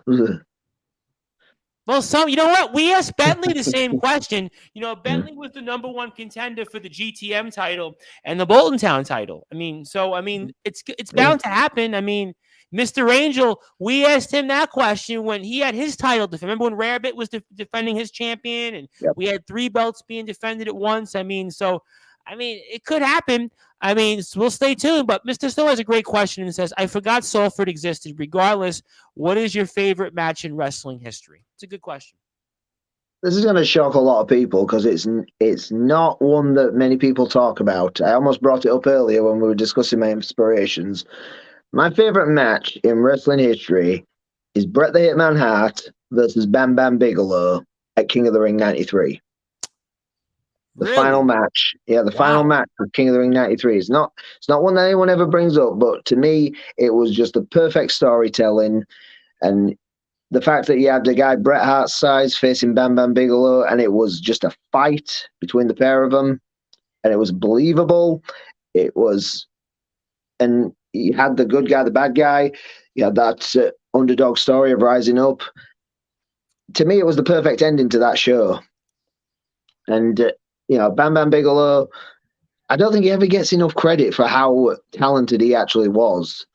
Because, most guys his size, they'd go against someone like Yokozuna or Earthquake, and it'd be like, oh, yeah, there's 2 big guys going against each other. Bam Bam Bigelow could step in the ring with someone like Bret Hart and have a great match. And I don't think he ever gets enough credit for that. Yeah, you know what?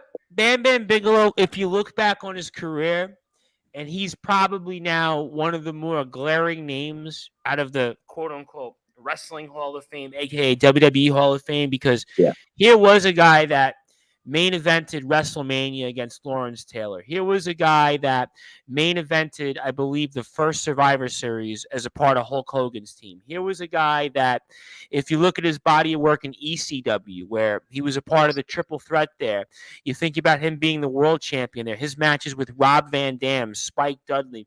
You think about his work in WCW with the Triad, his run with Goldberg there coming in. I mean, Bam Bam Bigelow was a guy, and I think Bret Hart said this, I think it was in his book. He said that he was one of the best big men. Maybe he was the best big man he ever worked with because he was so almost, I think, gentle in the ring. He was somebody that the first time he was in WWE, he kind of had some issues where he got a big run and he kind of went to his head. He had an issue with Andre the Giant, and he came back in the second run. He had a really great run and kind of gets lost in the shuffle a little bit. I don't know what it was. And he also famously, he saved a family in a burning house. There was a story, I don't know if anybody knows it. This was years back. He actually had half of his body burned because he ran into, basically, there was a home in his neighborhood on his block that was actually, it was burning, and he wound up saving the young family. So that was actually a story in itself. And Bam Bam Bigelow always was one of my favorites. And I think Blue Glasses Girl brought him up in one of our streams a while back. I forget who it was that we had on the GTM locker room, but I think that was what she said. So I think those were some good points there, and Bam Bam Bigelow definitely agreed. I got to ask you, because the last time I saw you in the ring with UKW was against Cerebral Steve, and what happened there? What happened? I have to ask you that. I wouldn't be doing my job. That was the last match I saw you. What happened? Honestly, that first shot that Steve gave me, it knocked me for 6. I could not see properly after that. I was totally running on instinct, and he didn't hold back. He knocked the hell out of me throughout that match. I think I got a roll up, and a sidewalk slam. I think that was pretty much all my. I wasn't playing the way did. that looked. Then you're telling me. Yeah. No. I mean, I knew what it was coming. It's just he beat the crap out of me because that's Cerebral Steve for you. You know, he doesn't take it easy on you. He gets in there and he gives you a fight. Like watching the match, I was like expecting, almost like waiting for the punchline. Like I was expecting you to like come back in the match, and it was almost like even the announcers were shocked. Like, yeah, no. When it comes to Cerebral Steve, you know, nothing. Don't expect anything because he'll give you the unexpected. Well, in that case, I took it for granted that he was, you know, a nice guy. I took it for granted in that moment that I would get a fair fight, no cheap shot. But then I'm out. All right. Well, we'll certainly hope that things pick back up here. Obviously, UKW, we definitely going to see you, I'm sure, with many more. Well, I have a feeling that we'll see you in the ring here with many, many more people, and definitely many, many more things here of note. And also, I wanted to ask you in terms of some different things here. And I want to come back to Nonstop Action Wrestling because we're going to get the boss on here in a few minutes or so here. And I wanted to ask you in terms of, is there anything that you'd like to say directly to anybody in Nonstop Action Wrestling, or anything in particular that you'd like to address before August the 13th? Because something tells me that we are going to see you regardless at Fire and Gold. So anything you like to say directly to anybody there in the entire locker room of Mr. Snow? I would say to everybody there, whether you're in the tournament or not, be there. Be at the show, because we are going to make history. First time ever, and it can only ever happen once. So be there, because this is your future that you're watching. I'll tell you what, ladies and gentlemen, that's definitely some short but sweet words, certainly impactful, and something tells me here the wild card Tommy Dillon is going to definitely be a huge part of things, and I look forward to speaking with the boss here shortly about that. And I wanted to also ask you, conversely, before July the 16th, what would you like to say to anybody in the GTM locker room, especially before the upcoming 30-person Rumble, which you've pretty much declared yourself as an entrant for?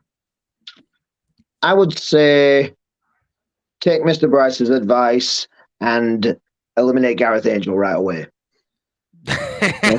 and make sure you're all doing it and you're all looking looking in the opposite direction from me. Then I'll come over and throw you all out. Okay, all right. So you know what? Those are actually some impactful words here, and I guess short, straight to the point. And the Lawman Kyle Kennedy's back in the house, and he says, "I guess I'll see you in the final teach." So the Lawman Kyle Kennedy, never at a loss for words, by the way, never at a loss for words. As long as you're in the collective, Kyle, it'll never be final between you and me. Not the collective. I said the collective there, didn't I? Sorry, the society. I've still got some history with the collective, but you know that they don't bother with me anymore. They think I'm out. They think I'm not important. So no, the collective, the society, they've got one thing in common. Both of them want to rule wrestling, and I respect that. But I want to be the champion. And as far as Kyle Kennedy goes, you know, you're in the society. Society's always in my crosshairs. So hey, listen, I'll tell you what. I'll ask Mr. Snow this question here in a few minutes when he comes on. But I did bring it up to the Lawman. I did say, you know what? Society members could actually be wrestling each other in this tournament. I mean, if management really wants to make it interesting, they could have, I don't know, listen, Remus Kane and Robert DeCaro in the ring against each other. The Lawman Kyle Kennedy versus Remus Kane. The Lawman Kyle Kennedy versus Robert DeCaro. Robert DeCaro versus the Lawman Kyle Kennedy. I mean, there are some possibilities where maybe the society could be split up amongst each other. Maybe now all of a sudden, collectively, there could be some dissension. I mean, there is that possibility. I'm going to definitely ask. Listen, I can assure you, the wild card Tommy Dillon, I'm going to make sure that I ask Mr. Snow all these questions because there's a lot of people right now in the locker room that want to find out. So if there's anything I can do in terms of figuring out who could be in this tournament or any news and developments, I'm going to ask that here on Sportswire Radio here very shortly. And also, we've got in here from Danny Los as we get close to ending. Society BTEC Collective. BTEC, is there a...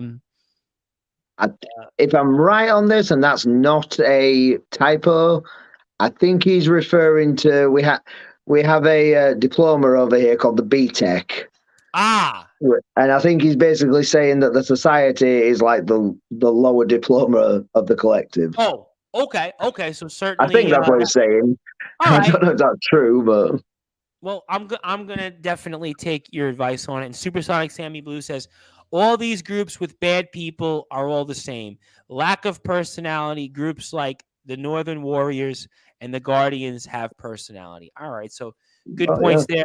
I wanted to ask you about a couple of different hashtags you have here very quickly. The first one is step up or step aside, unleash, and unbreaching bar. Unbreaching bar, is that how I said it correctly? Unbreaching bar. Walk me through what those hashtags mean to you and why do you use them?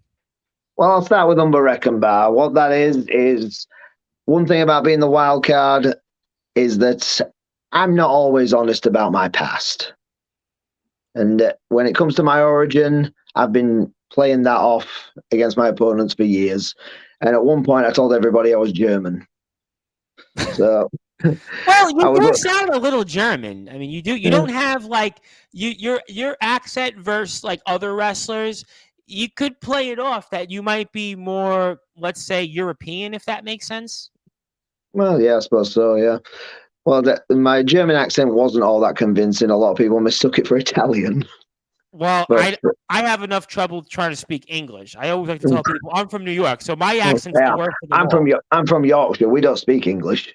Fair enough. So that makes two of us. That's why we all get along here so well in Sportswire Radio, because we all of us have different English dialects. But Connor Calder says Guardian Swarm, Northern Warriors Society, certainly a numbers game for sure. It is always about the numbers game in pro wrestling. And I wanted to ask you very quickly before I get to closing thoughts, what are your goals for the rest of the year? Rest of the year, my goals are the World Class Championship, the GTM Championship, and if I get Mustafa Khan in the ring, the UKW Championship. Wow! I'll tell you what. If I can pull off that trinity, that's 2022 solid for me. Kenny Omega has nothing on the wild card. Tommy Dillon. We're waiting for somebody. Listen.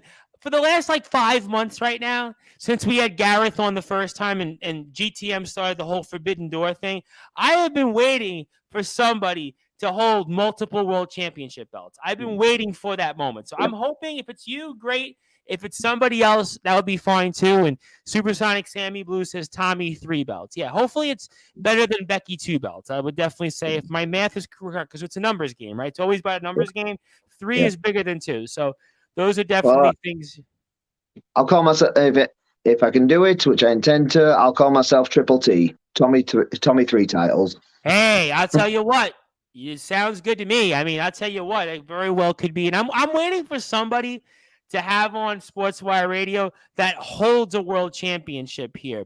Because we had on the Playboy Prince Lance Rivera. He wins the Wrestle Island Championship for 5 minutes. We had him on right before he's in the match, and he holds the championship for literally 5 minutes. I mean, he's a world champion, fine, but it's kind of like a hollow win. It's like a Yokozuna win. And Jenny Hayes says, do you want to give a big thank you to Tommy the Wildcard Dillon for being an amazing trainer at NSAW. What does that mean to you then, before I get to closing thoughts, on training so many of these different wrestlers that we've had on? What does that mean to you? It means everything. I'm taking everything I've learned and I'm still learning and I'm giving it back. Because I think that's what everybody needs to do. We can't, all the wrestlers nowadays, the ones I work with, I do see them giving back all the time. I don't think anybody can really be in that situation where they need to hold it in and be all like, well, I'm the top guy, I don't need to give back. You've got to keep building the future.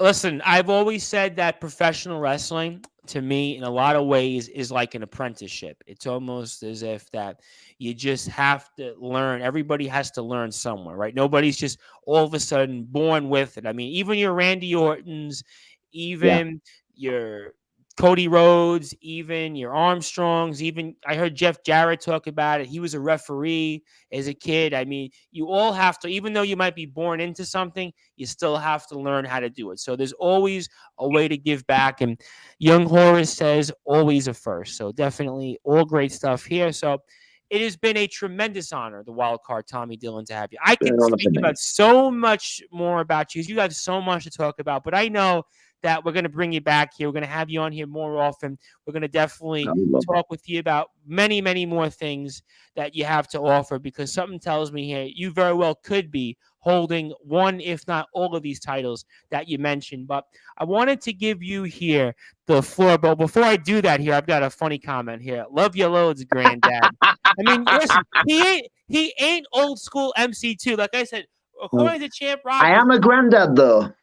Okay. All right. I am a granddad. Yes, my fiance's eldest son had a child earlier this year, so I am actually a granddad. Oh, wow. I mean, wow. You said you were, what, 39 and a granddad? 39, wow. Yeah. Holy shnikey.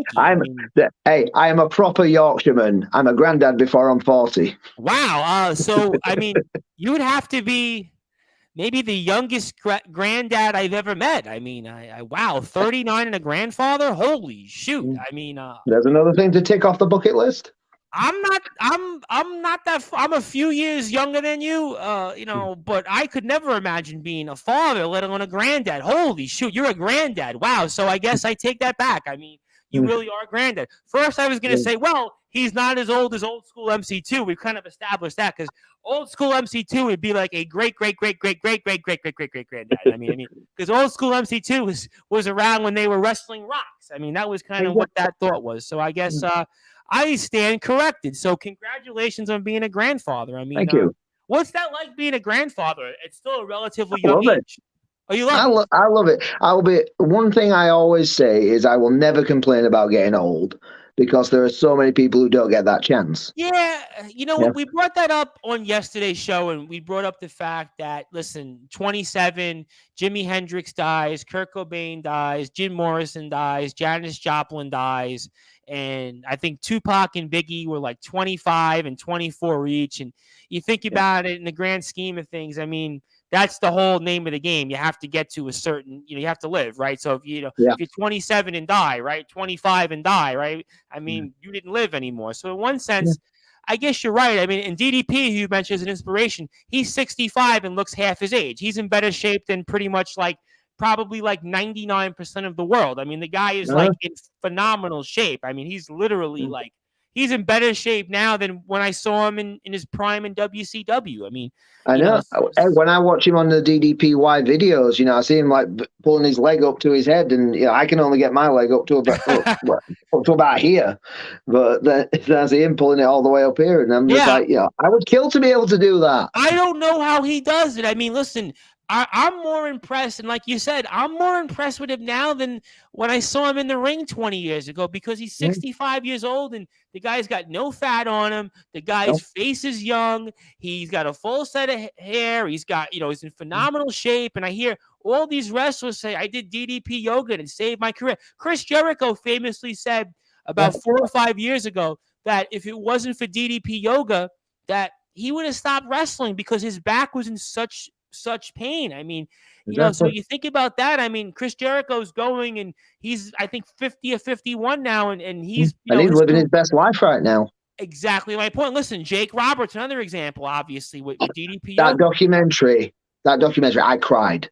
I will honestly say I cried watching that documentary. I watched it one night, overnight, because I work overnight New York time, and I watched it, I want to say, about a month and a half ago, and it was like, if I feel bad about my life, I definitely don't feel bad about it after watching Jake Roberts and what he went through. I mean, holy, fill in the blank. So that's where I think DDP's biggest accomplishment is. Not so much inside the ring, but outside the ring here. And certainly Tommy Dillon is our DDP of nonstop action wrestling. And that's what we've established here tonight for sure. But it has been that right there is the best compliment I could get. Well, I figured I was kind of waiting for that to kind of sneak it in. I figured I'd kind of sneak it in while we get here toward the end. But obviously, it is a tremendous honor to have you, and I could talk about so many more things. I know we'll have you back. I know I could definitely see you hoisting some gold here again in the near and distant future. It's not going to be a 5-year wait again. So I want to give you the floor. I want to give you some closing thoughts. Anything you want to address, say here. It has been absolutely a tremendous honor, better than expected,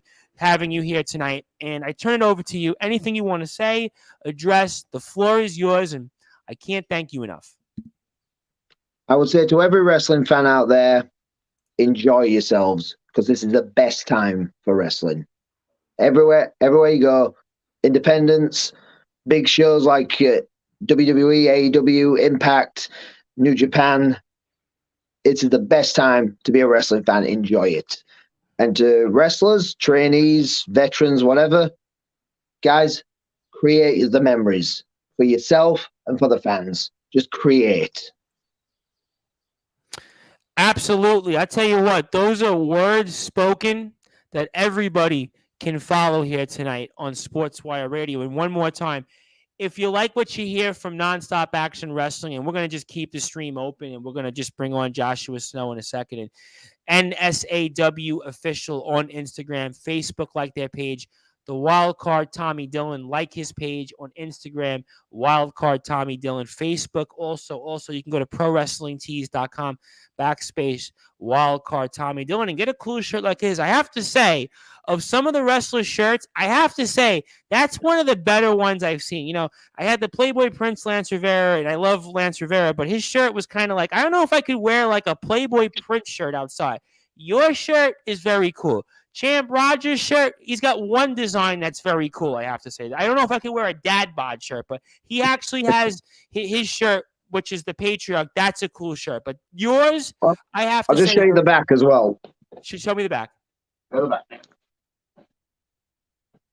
Oh, listen. I tell you what, old roads lead home on Brenkabar. I tell you what, I'm all in for it. I definitely want everybody else to get one also. And it has been a tremendous honor. I cannot thank you enough here for this opportunity.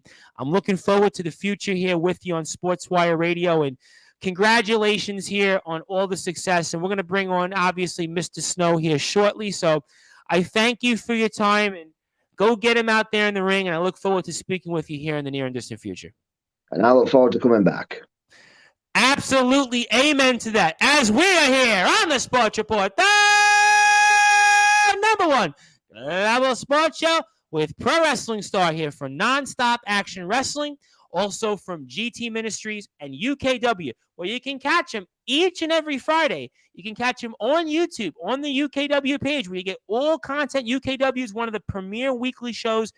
They're also getting ready for WrestleBration 13. He'll be a huge part of that. That is the Wildcat Tommy Dillon.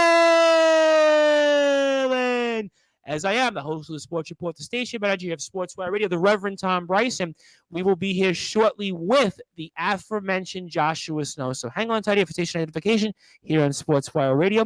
The Reverend Tom Bryce will be back here shortly. So we're going to say goodbye to Tommy Dillon for now, and we're going to bring on now here that is also going to be the man, the myth, the legend. We didn't want him to wait. We were going to speak with Tommy Dillon off the air, but, we have a tonight here that is just dedicated to Nonstop Action Wrestling, and let's do the proper introduction here.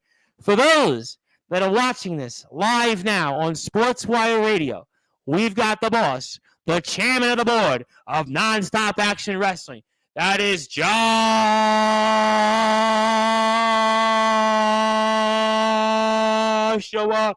Snow.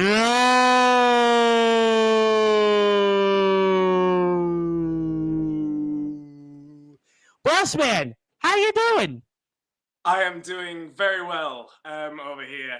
Every time I hear that, I have to say, regardless of who it is, it just sends a chill down my spine. It's one of my favorite parts of the interview. Like, even though it's only at the beginning, it's still one of my favorite parts. And I've still got the rest of the interview to go. Oh, so it's funny you said that. It is funny you said that because one of the jokes I've had, and I'm doing this 3.5 years, and I cover all types of things, and we'll get to nonstop action wrestling. And I also want to thank personally Tommy Dillon for coming on with us here. A tremendous honor to have on the wild card Tommy Dillon. I'll message him off the air also and get a few thoughts from him after we're done. But I always joke with people in the 3.5 years I'm doing it. The most common thing I get, whether it's athletes, entertainers, politicians, wrestlers, you name it, is the best part is when I do the intro. So if there's anything that I'm remembered by in life, there isn't much I'm good at, but the introductions, it seems like people like those. So obviously, I'm happy that you like it. You're the boss here, so that is obviously definitely appreciated. But my friend, it is good to hear from you because you have heard, I am sure, so much from almost, I guess, like maybe half the locker room at this point on different thoughts here. We have a huge event coming up here, August the 13th, Fire and Gold, 8-person tournament. I mean, pretty much everybody wants a piece of the world-class title. Everybody wants a piece to have a part of history in being the first ever nonstop action wrestling champion. So I got to ask you before we get into anything, what have you thought about the different wrestlers, their comments on wanting a piece of history here in the nonstop action wrestling world-class championship? Listen, when it comes to titles, just disregarding the fact for a second that it's a brand new, shiny title that's on the line out there, just the opportunity at being able to hold championship gold is tantalizing enough. But then as Tommy Dillon quite correctly stated, there is only ever one first-time ever champion, regardless of what that championship is. And just immediately, I know we've had plenty of people come to you and express their interests in wanting to hold that belt. My DMs, I am still trying to sort through my DMs of all the people who are like, book me, I want to have a piece of that belt, I want to be a part of this championship tournament, I should be the one in there. I'm still reading through it. I think I'm only like halfway through. It must be more than half the locker room at this point. But, wow. Yeah, it's overwhelming, especially in such a short lifespan of this company. We've only been operating for over a year now, and we've only just started putting on shows ever since last December just gone with Christmas Carnage. Yep. Yes, and then we had Exordium after that, and we've just had Summertime Slaughterhouse pass beyond then. And to think that we're already going to be crowning, come August 13th, our first ever world-class champion, it's a feeling deep inside that just makes me feel really excited, but also really proud to have created this company, to be a part of something quite special here. We'll get to some of the participants that would like to be in it. We'll get to some other different things. We'll get to, obviously, some of the more recent guests. But after hearing you say some of those things, it's got to mean a lot to you that knowing that there's such a demand, such an interest in nonstop action wrestling right now, because we've even heard from wrestlers outside of the company that would like a piece. I mean, Bentley right now, he made his declaration last week that he would like to be in that tournament. And Bentley right now, he just beat Sean Only. He just wrestled for the Bolton Town World Championship. I mean, Bentley's one of the hottest wrestlers right now in the scene. I mean, Gareth Angel comes on here all the time, and who knows if he even wants a crack at it. People left and right have messaged me and other companies and said, you know what, nonstop action wrestling, I want to crack at this title. What does that mean to you in the demand right now in the company? For me and the company, it means we're doing something right. If I would be completely mortified if this announcement had been made. I would like to thank very quickly Gung Ho Muttley for being sort of the messenger for this announcement. He couldn't have done it any better than what we'd asked him to do. So thank you very much, Gung Ho. But going back onto this, if there was no interest in it, then obviously something would have gone horribly wrong. I would have been mortified if that was the case. But the fact that it's not just people within the company, and like you said, Bentley, outside of the company, we've had people from Bolton Town Wrestling, GTM, UK Wrestling, and dare I say countless other promotions as well, who have all expressed interest in this belt. And honestly, it shows that we're doing something right. It shows that people want to hold this belt because they want to not only show that they're the best, but it also means they'd be representing non-stop action wrestling. They would be the face. And that's not something that many people can say. That's only something that people who hold the belts can say. Yeah, I think it's always something that when you're a champion of anything, it's definitely an honor more than anything else. I think it certainly means that the company has faith in you. And again, if you like what you hear from Nonstop Action Wrestling, I highly encourage you to follow the company at NSAW Official on Instagram, also Nonstop Action Wrestling on Facebook. And we are with the chairman of Nonstop Action Wrestling, our Vince McMahon, that is, of course, Mr. Joshua Snow. Let me get to some comments. I got a bunch of comments in here. I got a bunch because people, they want to talk Nonstop Action Wrestling, and they don't want to hear me. An individual says here, I shall not name who the individual may know or may not know, says, the man who created the movement that is Nonstop Action Wrestling. Jenny Hayes says, I can't imagine training at a better company than Nonstop Action Wrestling. And, of course, the lawman, Kyle Kennedy. It would not be a show without the lawman, Kyle Kennedy, says, blah, blah, blah, nice interview, put me in the tournament. So he cuts right to the chase here. He just wants to be in the tournament. This is where my smile's going to have to go. I like to think of myself as quite a cheery person, as quite an open-minded person, as someone who's very optimistic, very upbeat.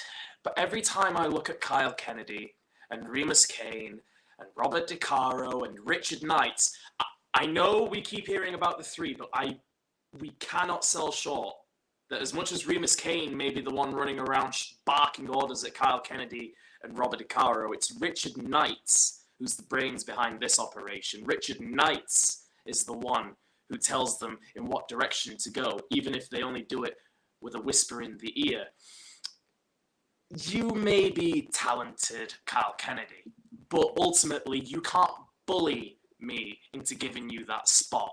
I'm not a weak-willed chairman like you may find at other companies. I'm someone who will stand my ground, no matter who it is, especially if it's someone who's only on is it a 4-0 winning streak? Yes, 4-0. He meant he's 4-0. Come back when you're 21-0, and then maybe we'll talk. Because the last I checked, 4-0 doesn't mean anything. Doesn't mean anything until we start getting into the double digits. The Undertaker, let's not forget, didn't acknowledge that he had a winning streak until much, much later. You're making this out to be a bigger deal than what it already is. If I recall correctly, we didn't really... I mean, they talked about the streak, but really, to me, the first time it kind of hit me that the streak was in place at WrestleMania was when he faced Triple H, WrestleMania 17. That was the first time, and I think at that point he was. Let me do the math. That would have been going to be if he had won that 9-0. So that would have been 9.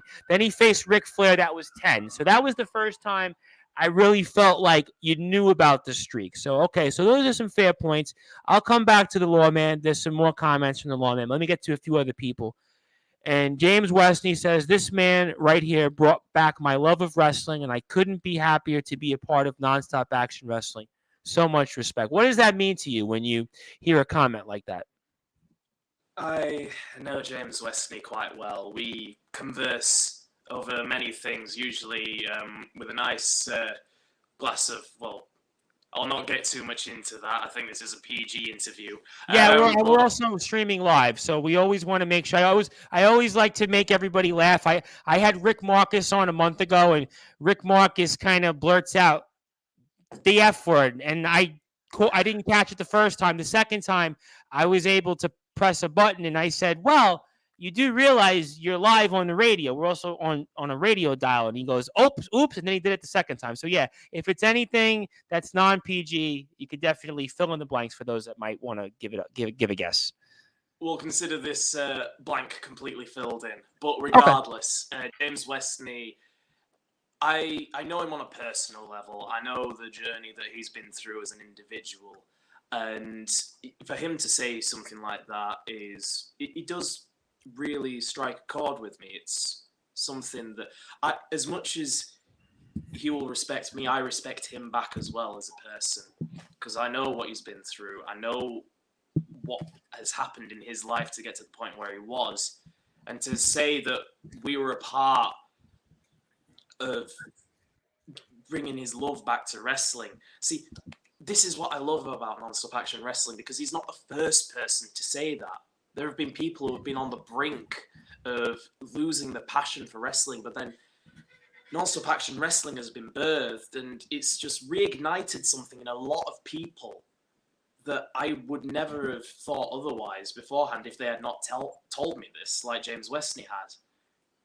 It brings me great joy to know that we're still keeping the passions alive for people out there. No question about that here. And let me get to another comment, and that's from Supersonic Sammy Blue. Non-Stop Action Wrestling brought me in after years of not being in the ring and gave me an opportunity to show my personality. Forever grateful to management here, including you, Master Snow. Supersonic Sammy Blue has been a part of our streams over the past several weeks. Give me a thought or two on Supersonic Sammy Blue. If there is anybody out there who knows how to party, it's Supersonic Sammy Blue. Honestly, I have never met a more cheerful and bubbly person in my entire life. But you know what? I watched back his match against the Society, and just the punishment that he was put through as an individual is just, it was ungodly. I would never have imagined that he would have been able to take that much punishment and continue. But he is a person who, he inspires me in a way, because he, like he said, he was a part of wrestling, and then he came back to wrestling to be a part of Non-Stop Action Wrestling. And again, it's a similar case with James Westney. It just brings me a lot of joy to know that we were able to give something back, to be able to give them something to hold on to give them a new passion, or to rekindle their passion. It just means a lot, not just to me, but to Non-Stop Action Wrestling as a whole. Absolutely, and Supersonic Sammy Blue will definitely get his side of the story here very soon. In fact, I've got a number of people from the locker room that I still have to come and get them on. So we'll make that happen here, and we'll get to somebody who's coming on here Thursday night. But I want to get to some more comments in here, and before I get to some in the locker room, let me get to somebody that I'm actually going to be on their show actually Friday night, 9:00 British Standard Time. That is, of course, the First Amendment show. That is from Sluggerhampton, one half of the CCW Tag Team Champions, the Working Class Militia. And they sort of have a little bit of a history with Non-Stop Action Wrestling, and he certainly gives his horns up here. And anything you want to say to Sluggerhampton and one half of the Tag Team Champions over there in CCW? Anything you'd like to say to Sluggerhampton? Sluggerhampton, I saw it work again at Summertime Slaughterhouse against the Northern Warriors. And the Working Class Militia is a unit. Cannot fault them. They are an excellent unit, an excellent tag team, and you really brought it to the Northern Warriors that day. But, well, the Northern Warriors, knowing the Northern Warriors, they were going to come out on top of that. I had complete faith they were going to win that match. But honestly, I have nothing but respect for you, Slugger, as a wrestler, as a talent out there, and an experienced talent at that. You certainly have my respect. All right. Very, very forever grateful for that. And the lawman Kyle Kennedy's back and tells me, who deserves it more, boss man? Go on. So the lawman continue. He's going to hang it over everybody's head, the undefeated streak, because he's comparing himself to Goldberg. He's comparing himself to Ryback. So certainly he is undefeated, if you want to say that. For what it's worth, he's undefeated. Undefeated, but he certainly likes to cost his fellow teammates the victory, doesn't he? And I'm surprised he could count on 4 digits, to be completely fair. But why should I tell you who deserves it? Why should I tell you Kyle Kennedy? Honestly, it's nothing to do with you or the society as to who we want in the tournament. And I think that the boss is lost in translation here for those that are live on Sportzwire Radio. So the boss is maybe lost in thought about the fact that the lawman... There you go. There we go. We lost you there for a second, Mr. Boss. I don't know what happened there. I'm sorry. Maybe the lawman Kyle Kennedy came in and froze your stream and maybe wanted to change your thought. That's my only guess. He will do anything to get a shot at anything, honestly. He knows no bounds. I would not be surprised if that was the case. But allow me to quickly Sure. repeat what I was going to say. Absolutely. When it comes to the tournament, who we want in it is ultimately not only my decision, but the committee's decision in non-stop action wrestling. We look at the best of the best, not just for talent, not just for experience, but who best represents non-stop action wrestling. Because we have a saying here, which was given to us by the necessary evil Palmer when he worked with us at Christmas Carnage, is non-stop, never stop. And it's more than just never quitting, never stopping. It's about embodying those words. And the 8 people that we choose will be the 8 people who best represent that ethos right there. Well, I'm going to definitely ask some questions about that in a little while here, but I do have to get to some people that would like to chime in and speak with you because you're the boss and definitely people want to speak to you undoubtedly. And Bradley Hiley definitely says here, we might know Bradley, maybe we don't, who knows, but he's certainly an interesting individual. Says, forever grateful for this man. You gave me my opportunity and Bear helping me live a childhood dream. Thank you. So apparently, how can I put this and not trying to tip my hand, but maybe it's like the 3 sides of Foley. Was it the 3 faces of Foley or the whatever they want to call it, but that's what this individual has to say. And Jenny Hayes says, NSAW is a family. We just beat each other up. Yeah, that's a good way to put it, right? In the wrestling business, we all beat each other up, right? Beth Ann Jones says, much respect to you, dude, for allowing me to train there. Can't wait to see where nonstop action wrestling goes from here. Only one answer, up. Listen, onward and upward. And in the famous words of the notorious B.I.G., the sky is the limit, and you just keep pressing on. James Westney says, me and Josh always talk over a glass of water. Got to keep hydrated. Well, right now, it's in New York, it's got to be almost really hot right now. It's not as hot, but you need water. So you definitely need some of that. Although, unfortunately, I've been drinking Pepsi, so that's really not good for me. So I probably shouldn't do that. But, hey, that's here nor there. At least it's PG. Go ahead. Honestly, it's a good choice, Pepsi. I completely approve. Thanks. I appreciate that. I'm glad somebody does. Well, what do you think I'm drinking here? It's Pepsi. Well, I appreciate that. You know, one of the biggest vices I have is drinking soda, and I always get, attacked for that, but I'm glad I'm not here. Connor Cage, though, says, still remember Christmas Carnage, surreal, how far NSA has come since the beginning. That's a good point. I'll get some more comments in a second, but before I went on the air here, I actually wound up watching the Christmas Carnage show. And I'll tell you what impressed me. What impressed me was the energy from the locker room.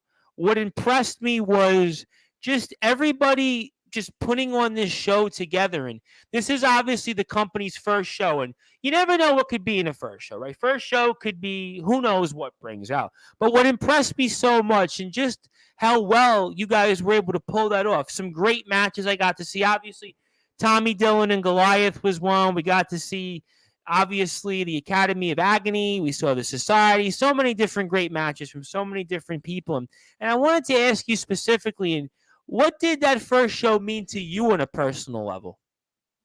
That show will always be a benchmark. It'll always be the origin point for non-stop action wrestling as the first ever show that we put on. But it's not just that.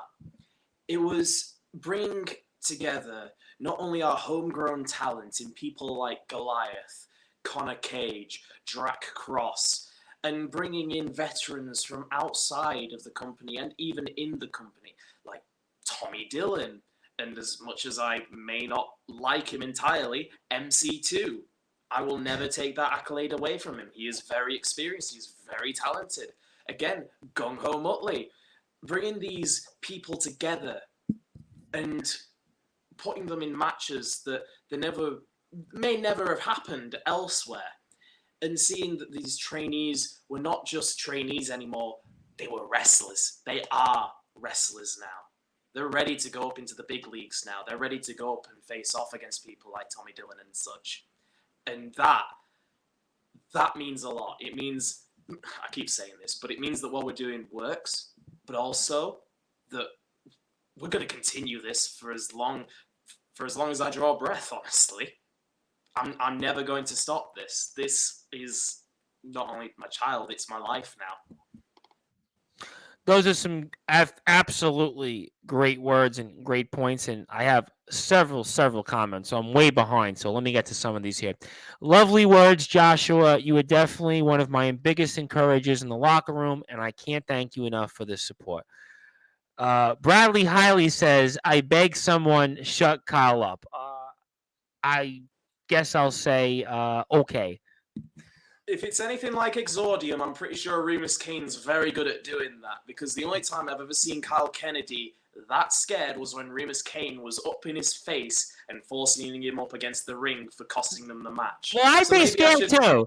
I'd be scared if Remus Kane does that. I'd be scared too. So I would definitely be scared as well. So I certainly may or may not agree with the Lawman Kyle Kennedy if he was scared. Supersonic Sammy Blue says, I am a soda connoisseur myself. Young Horace, speaking of old school MC2, he also needs his mouth shutting. And I've got a few more comments from the Lawman Kyle Kennedy before I come back to Richard Knights. And this is a good one here. So the Lawman says, oh, just admit it. It's a favorites game. I'm not stupid. You have all your friends in the tournament, always the little people kissing up to you. Hence why I won't be surprised when me and my society brothers probably aren't in it. Also, 4-0 is a respectable streak. Like it or not, no one has bested me yet. And he goes on further and says, also, Ryback and Goldberg wish they were me, not the other way around. Big comments from the Lawman. Well, first of all, I don't think that's the correct where in that particular sentence, but that's just the grammar in me right there. Look, I'm sure that you feel very happy with yourself and you're 4-0. And you know what? Let me praise you for a second. You are a very talented individual. Honestly, there's not many people I've come across who are very much like you. You are talented. You're ruthless. You know exactly what you're doing in the ring. And I respect that on a professional level. What I don't respect is this entitled attitude, and there's no favorites here in Non-Stop Action Wrestling. If anything, what we would class as our favorites are people who put in the effort, the time, and the energy, and those are things that you do, Kyle Kennedy. You don't do anything different in terms of putting forwards yourself as a wrestler than anybody else does in Non-Stop Action Wrestling. Nothing different. And how would you know if I'm playing favorites? We've not even chosen. We've not even made the full list yet. We're still deciding. How would you know if we're playing favorites? Do you think that maybe he has some inclination? Does he have maybe some back channels in management? Is there a possibility that you think that the society maybe has some conversations with management? Any discussions that management has had maybe gives him that information or that instinct to say what he's been communicating to us here tonight? Well, now that you mention it, they do have someone in management, and the name has already been mentioned, Richard Knights. And he has a comment that we were going to bring up, and that's exactly why I knew that. And Richard Knight says, I think you'll find it most certainly is the society's business regarding the world-class tournament. There you have it. There you have it. Richard, what you do for Non-Stop Action Wrestling, nobody else can do. That's the reason we have you on board. I don't like you as a person, but I have you on board because what you do, what you provide for the company, nobody else can do. You do it better than everybody else. That's why you're with us. I don't have you on board because I like you. But saying that the society's business is with the world-class tournament, how many matches have they won in Non-Stop Action Wrestling? Well, Kyle Kennedy's got his 4, and as a tag team, they've only won 1 match.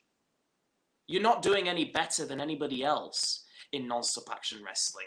In fact, I'd say you're a batting average at this point. You're not special. None of you are special. You're good, but you're not special.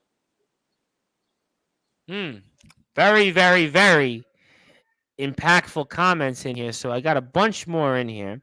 And also, of course, this is going to be a good question, so we'll bring it up here. Fire and Gold is going to be a history-making night. What's your favorite history-making moment in wrestling? Good question there for you. History-making moment? Honestly, this may be one that you've heard before, but for me, when I was watching WWE and I saw CM Punk come out on stage after his match with after John Cena's match with R-Truth, I think it was a tables match. Yeah. He just sat there. He had a mic in his hand, and he just laid his soul out bare. He just said what he wanted to say, what he felt he needed to say, and I don't think I've ever felt something as strongly when I watched that. And I felt like it was not only a change for CM Punk, but it felt like a big change for a lot of people. They started viewing things a lot more differently. In that moment, CM Punk became a legend. Not that in my eyes he already wasn't, but this elevated him so much higher than what he already was. And that's saying something, because I am a big CM Punk fan. I'll say that outright. Like, I would have a poster of CM Punk somewhere if I could. Well, he's a great wrestler. I mean, arguably, listen, this was one of the best wrestlers of our generation. I mean, listen, CM Punk, you can't deny whether you like him or not. You can't deny his achievements, whether it was in Ring of Honor, whether it was, I guess, ECW, certainly WWE, and now AEW before his injury, winning the AEW World Championship. I mean, if you want to throw in UFC, I mean, I guess, but I mean, certainly, his accolades are undoubtedly speak for themselves. Oh, absolutely. I'll take UFC out from that little pot over there for a second. We don't need to talk about that. Sure. But appreciate that. He is one of the most influential wrestlers of his time.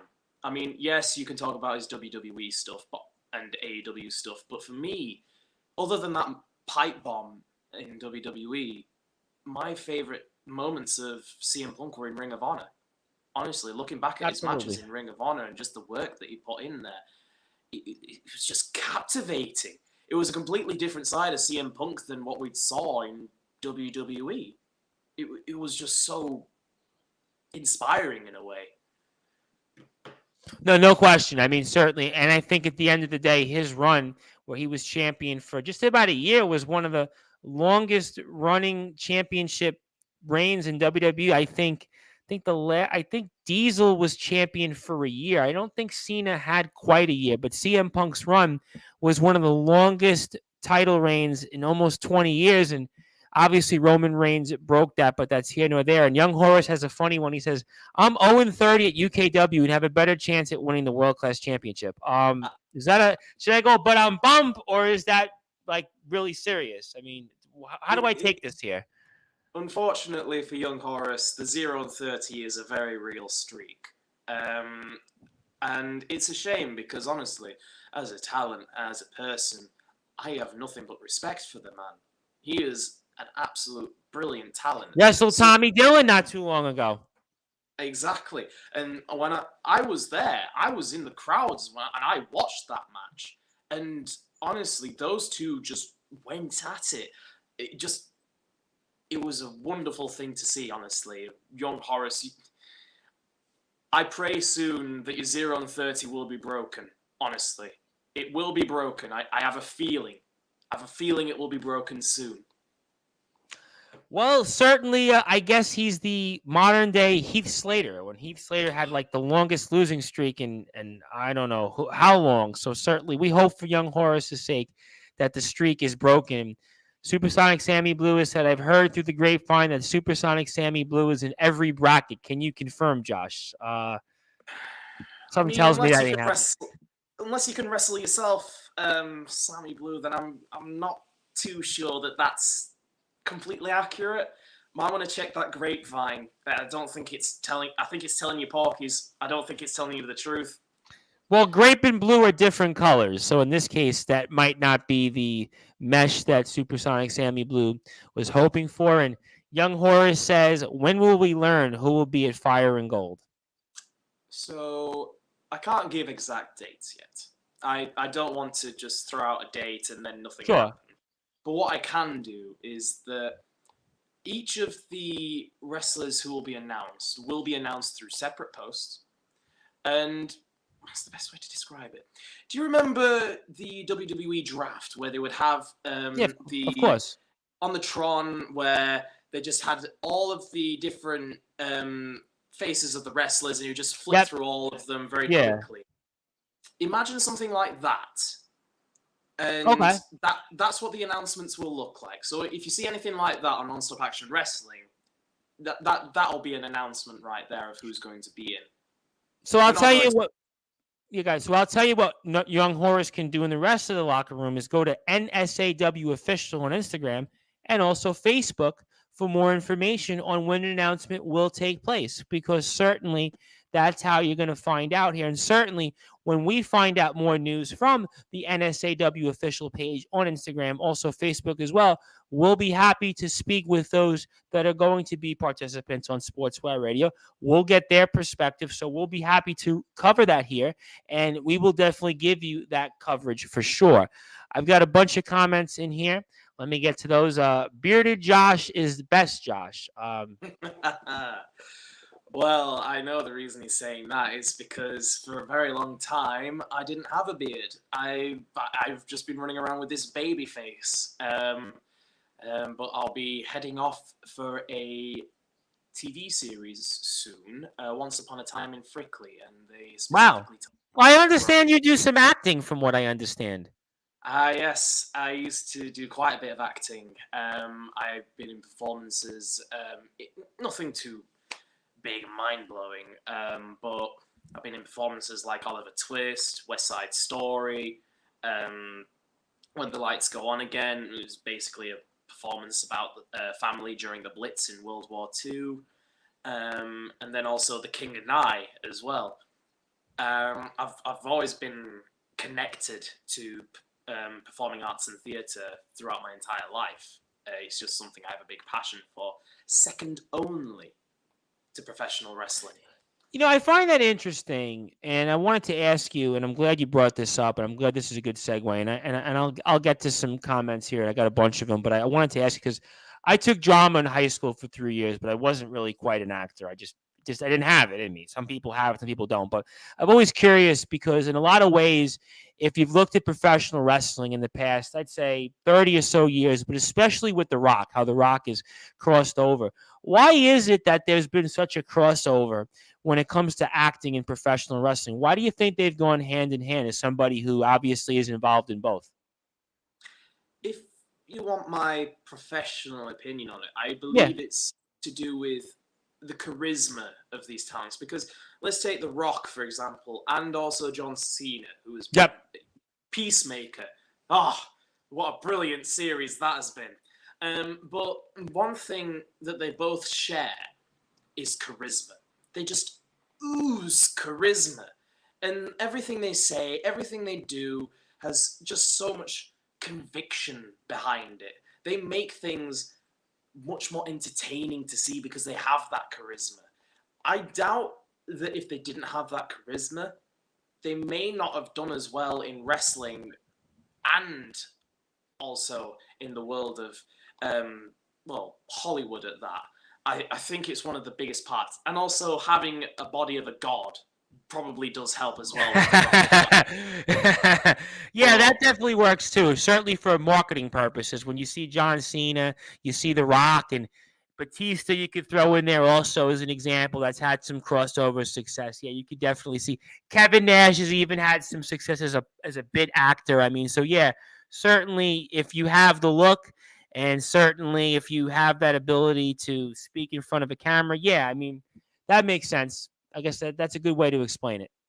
It's not an exciting answer, but it is the most logical answer. It's the answer that makes sense. It's not because some alien from beyond planet Earth just thought, I know, I'll have John Cena and his tighty whities fighting up against this lady controlled by a praying mantis parasite or something. It was just to do with the talent of the individual at heart. Well, good points there, and following up, NSAW the musical coming soon. Yeah, I mean, who knows, right? I mean, maybe we'll see that as Fire and Gold. Maybe that's the announcement that Joshua's going to give us. We're going to have a musical on August the 13th. That's the announcement. That's it. You heard it here first on Sportswire Radio. But I've got this question that I've been burning, and I know I've got comments from some in the locker room. I'll get to them, but this is something that I've kind of wanted to ask you here. Really, since I've had Goliath on the first time, even talking to Gung Ho Muttley off the air and speaking to a number of different people in the locker room, is that what made you decide to start up Nonstop Action Wrestling? I think that's a great point in terms of what made you all of a sudden decide, hey, you know what? I want to go into the wrestling business and have my own company. I mean, walk me through that. So, I suppose to start off from that, this may be a long tale, so if you have to cut me off at any point... No, I won't cut you off. Floor is yours. You're the boss. I can't cut you off. Thank you very much. I appreciate that. But it all started when I was in high school. I started watching, because there wasn't any British wrestling on TV at the time. I would stay up all night, hopefully without my parents kicking down the door and telling me, "What are you doing up? Why are you watching wrestling?" And I would be watching total non-stop action wrestling. It was during the days when Bully Ray and Suicide, Yep. I think... AJ Styles, Samoa Joe, right? We're talking about. Yes, exactly. Yep. Exactly. And I was Beer just Money. watching them, and what was this world? I didn't know what this world was beforehand. I was thinking, wow, this is amazing. There's people who was just... people do this for a living? This is amazing. Why haven't I been told about this before? I personally never could wrestle. I have too many things wrong with me that I'm not going to go into. I wouldn't ask. Don't worry about it. Thank you. But then I watched I'm not sure which WrestleMania it was, but it was the first round match between The Undertaker and Shawn Michaels. And I know it's a big match. 25, I think that was. 25. WrestleMania 25. I watched that match, and oh my God, it was amazing. Maybe it's not the fastest match. Maybe it's not got all the acrobatics and athleticism of definitely modern day matches, but it was just amazing to watch from start to finish, especially with the story, because with wrestlers, it's not like a TV show where you watch it from episode 1 to 8 and you're done. You grow up with a wrestler. You can be 14, 15, and you can grow up with a wrestler until you're about 35, if you're lucky. And you get to see their development all the way throughout. I knew about The Undertaker's streak. I knew about Shawn Michaels and how much it would mean to him to break the streak, to be the first person to do it. And there was just so much going into it. And then I looked at the UK wrestling scene, and it was a shame what happened to the UK wrestling scene, because I've talked at length about some of the big talents, the big names from the golden age of British wrestling, like Giant Haystacks, Big Daddy, Kendo Nagasaki, and I had the opportunity to meet Marty Jones at one point. Wow. Well, okay. I know Martin Jones very well. Honestly, he can out-wrestle anybody at his age. He can out-wrestle anybody. I don't care. Don't care who you are, he will still out-wrestle you. It was a big honor to meet him, honestly. And I noticed that it's a very hard profession to get into. And I'm not saying it's a fault of the industry itself.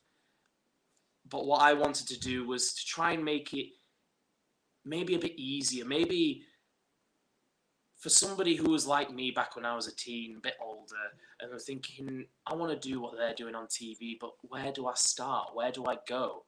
Where do I go to do this? Because it's not like WWE's always throwing up adverts on their shows. It's like, oh, come join us at wrestling and come join us at the Performance Center. I was thinking, you know what? Let's do it.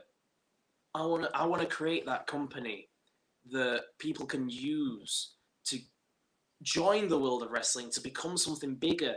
Because all you need to have when you join is you don't need any form of experience. All you need is a passion for wrestling and the willingness to step into the ring. That is all you need. And for me, I will say one thing. I do suffer with quite heavy depression. It's something that's affected me for a lot of my life. But wrestling amongst a few other things, has been one of the few things that have kept me going.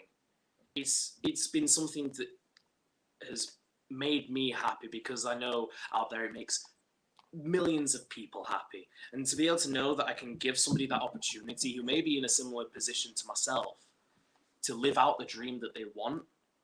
It was like when Tommy Dillon was on, he was on about his journey through wrestling.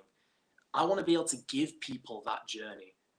And who knows, maybe Goliath, Conor Cage, maybe one day I'll see them in New Japan Pro Wrestling. Maybe I'll see them in All Elite Wrestling or any of these other big companies. Hey, listen, we've had on from KOW, ALP, who's the promoter there, and Chris Ridgway came out of there. Pete Dunne wrestled a match in KOW, and look at where those guys are. So, you know what I mean? It can happen. There's definitely possibilities. I mean, you just never know. I mean, there are people, listen, Rob Drake wrestles, right? And we've spoke about him quite a bit on this station, and his brother's James Drake. So you just never know. I mean, there's always a shot. Somebody can be out there. You just never know. Paige, I mean, huge example. Look at her family. I mean, so you never know. You might be doing something to give somebody a shot that they would never have gotten otherwise. We have often, I've been hearing this through a different grapevine than what Sammy Blue has been having. But we have often been called the beginners club of wrestling. And for a while, I wasn't sure if to take that as an insult at first, but honestly, no, I don't take that as an insult anymore. I take that as quite a complimentary thing, actually. If we're allowing new, fresh talent to start flooding into the wrestling market in the UK, and maybe 10, 15 years down the line abroad, honestly, I think that's only doing wonders for the company and for the people involved in that. It's doing wonders for wrestling as a whole. I don't see that as a negative anymore. I think that's quite a positive thing. Hey, I'll tell you what. I'll sign up any day of the week if Nonstop Action Wrestling is the beginners club, because I love speaking Nonstop Action Wrestling. But I got to get to somebody who's got a comment in here that I guess you could say maybe he's a boss. Maybe he knows somebody from another wrestling company that could be a boss. And there's definitely been some crossover between Nonstop Action Wrestling and this company. And he's definitely somebody that we know very, very well. And he says here, as a boss, do you have anyone who you look up to, or who would you like to work with more closely? Any mentors? It's a different world. Would you like to address this individual? Because something tells me you may know him very well. So it's funnily enough that you mention working alongside others, because if I recall correctly, Tommy Dillon, when he was holding his open challenge, 2 of those competitors were people from Nonstop Action Wrestling, Champ Rogers and Conor Cage. So I think that collusion's already been happening. And then I also remember MC2 and Gung Ho Muttley, who were more frequent regulars at GTM, but also Conor Cage at Bolton Town Wrestling. And we also see Nonstop Action Wrestling in talent with the Society over in UK Wrestling. And I hear that Remus Kane has also broken into Blackheart Wrestling as well. And it's already happening. As for who to look up to, well, we are the new kids on the block. We kind of look up to everyone. We look up to all these big companies. It's a universal thing. Honestly, the more branches that we can open up with other companies out there, the better. I do think that as a whole, UK wrestling, especially in this Yorkshire region, if we work together even more so, we could create something really, really bigger than what we already are. I mean, GTM's already a big company. They're definitely people to look up to. UK Wrestling, Bolton Town Wrestling, all these big companies. I want to be able to at least have some form of cooperation there. Have talent come over from GTM to NSAW and vice versa. It would be such an honor to be able to create that platform. I think also, and I've said this here, I guess now, what are we now in June? Maybe for the past 3 or 4 months since the first time that Mr. Angel himself came on over at GTM. And I think it's healthy. And I have comments from the locker room. I'll get to them in a second. But I think it's healthy for the professional wrestling scene here in the UK because I've always, to me, felt that companies should be working with each other. GTM and Nonstop Action Wrestling example. Bolton Town is an example. CCW have to throw in their James Barris of CCW, and we continue to stick with them. I know there's been things that have happened there, but I believe in loyalty, and I believe that Mr. Barris, obviously the working class militia, or an NSAW. So I believe that we should be continuing to open the forbidden door because let's be honest, we shouldn't act like, okay, well, we're WWE and this company can't work with another. To me, at the end of the day, you're doing a couple things. You're giving wrestlers the opportunity to hone their craft. So that's giving them more match reps, right? Because obviously some wrestlers have variety of levels of experience. You're also, in terms of gauging interest, you're increasing interest for your brands. You're also giving fans the opportunity to say, you know what? Maybe I want to 1 week go to GTM. Then I want to go another week to Nonstop Action Wrestling or Bolton Town or whatever else other companies. CCW is an example out there. So to me, I look at specifically these 4 companies. And again, I work with other companies on Sportzwire Radio. You've probably seen them. But I really think, to me, there are 4 companies right now that are certainly ahead of the game in terms of cross-promoting talent. That is certainly Nonstop Action Wrestling. That is certainly GTM. That is certainly Bolton Town. That is certainly CCW. And that, to me, is what it should be about.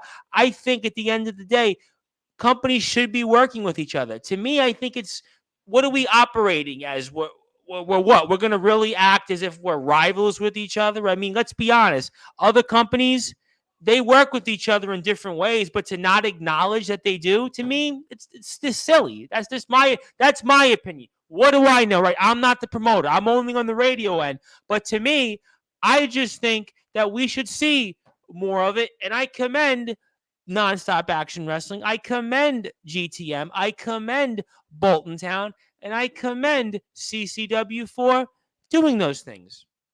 Don't sell yourself short in terms of the wrestling side of things. Your knowledge is second to none from what I've seen. You're able to list off events and criteria that have happened all throughout the history of wrestling. I understand, but I'm still not the promoter. I understand, but you know what I'm saying. You have an understanding of wrestling that a lot of people don't have out there. And, well, to say that you have a similar mindset to myself and to Gareth Angel and to all these other companies, don't sell yourself short there. If we're thinking the same thing as well. For me, the only rivalries should be the rivalries that are created in the ring. Those are the only rivalries. Absolutely. And unfortunately, sometimes that means we may have to step in because they're deciding to trash the ring up. I mean, we recently had Disciple and Rex Savage in, and I honestly thought I had to get some extra ring insurance because they would break. Well, Mr. Angel had his problems at GTM, which some of your talent was a part of. I mean, he had his. Listen, Bentley almost broke the ring a couple of shows back, and they had some issues in some other matches. So that is certainly here nor there. And I'll get to Disciple in a little while because he's our guest Thursday. So you know I'm going to ask you about Disciple here, and I've got a bunch of different comments in here. Let me work them in. I'm behind. We are Nonstop Action Wrestling, nonstop, never stop to the top. I think also the Rob Zombie song, Never Gonna Stop, should just be the song. Never Gonna Stop Now. I don't know if anybody remembers that song, but that should be like the theme song of Nonstop Action Wrestling. Love Rob Zombie. Absolutely love Rob Zombie. See, I knew there was some connection there. And Jenny Hayes says, that's what I love about the UK scene, it's his community. Absolutely. We spoke quite a bit about that with Tommy Dillon, also with the CCW guys. British wrestling is the standard professional wrestling. You know what? I'm glad he brought this up, and I'm behind in comments. I'll definitely work in some more.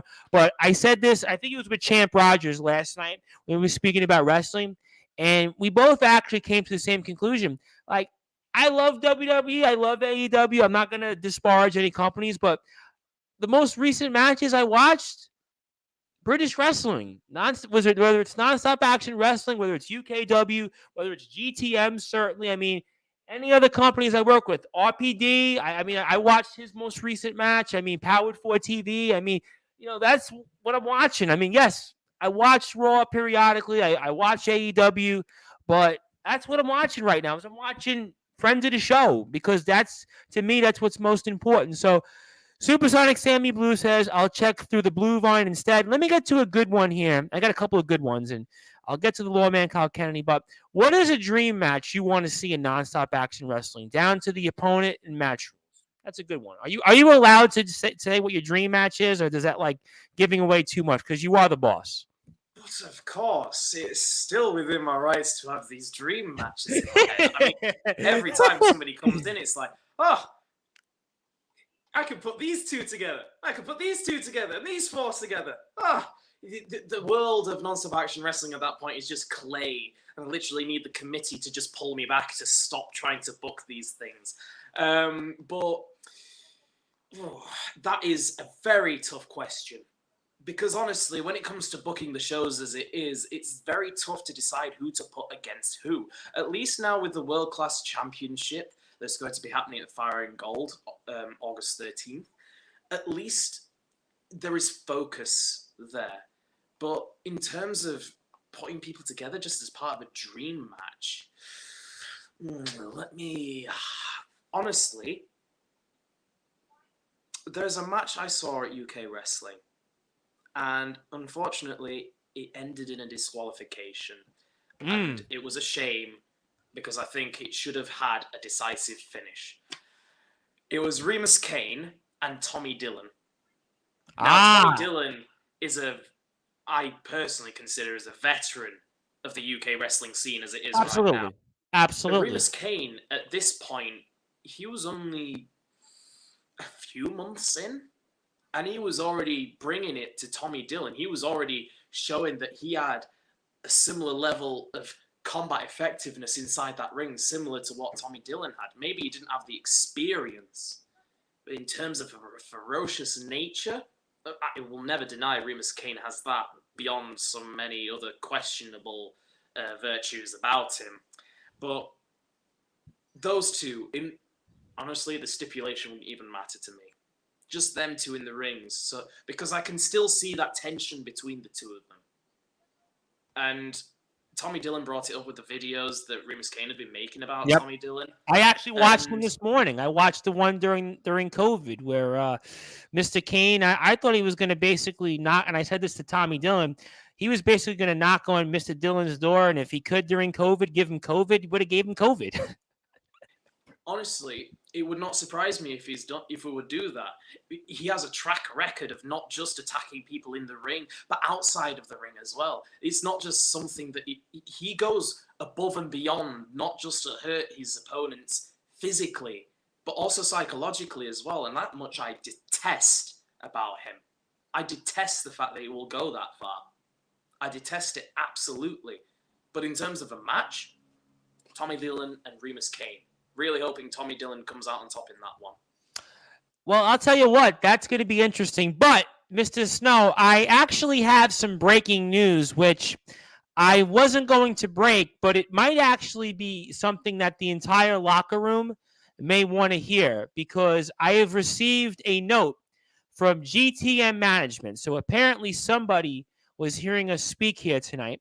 And I wanted to share this because you are the chairman, and I know that many in the locker room will hear this from the grapevine, and I'm sure those in the GTM locker room will hear this also. But I have been given the green light to break this here. So we have breaking news here tonight on Sportzwire Radio, an exclusive here to us, and that apparently GTM management is allowing 5 spots in their upcoming Rumble to declare for the number 1 contender to Jack Johnson's championship July 16th at the Fountains Church to be filled by non-stop action wrestling talent here. So the pipe bomb has been broken here.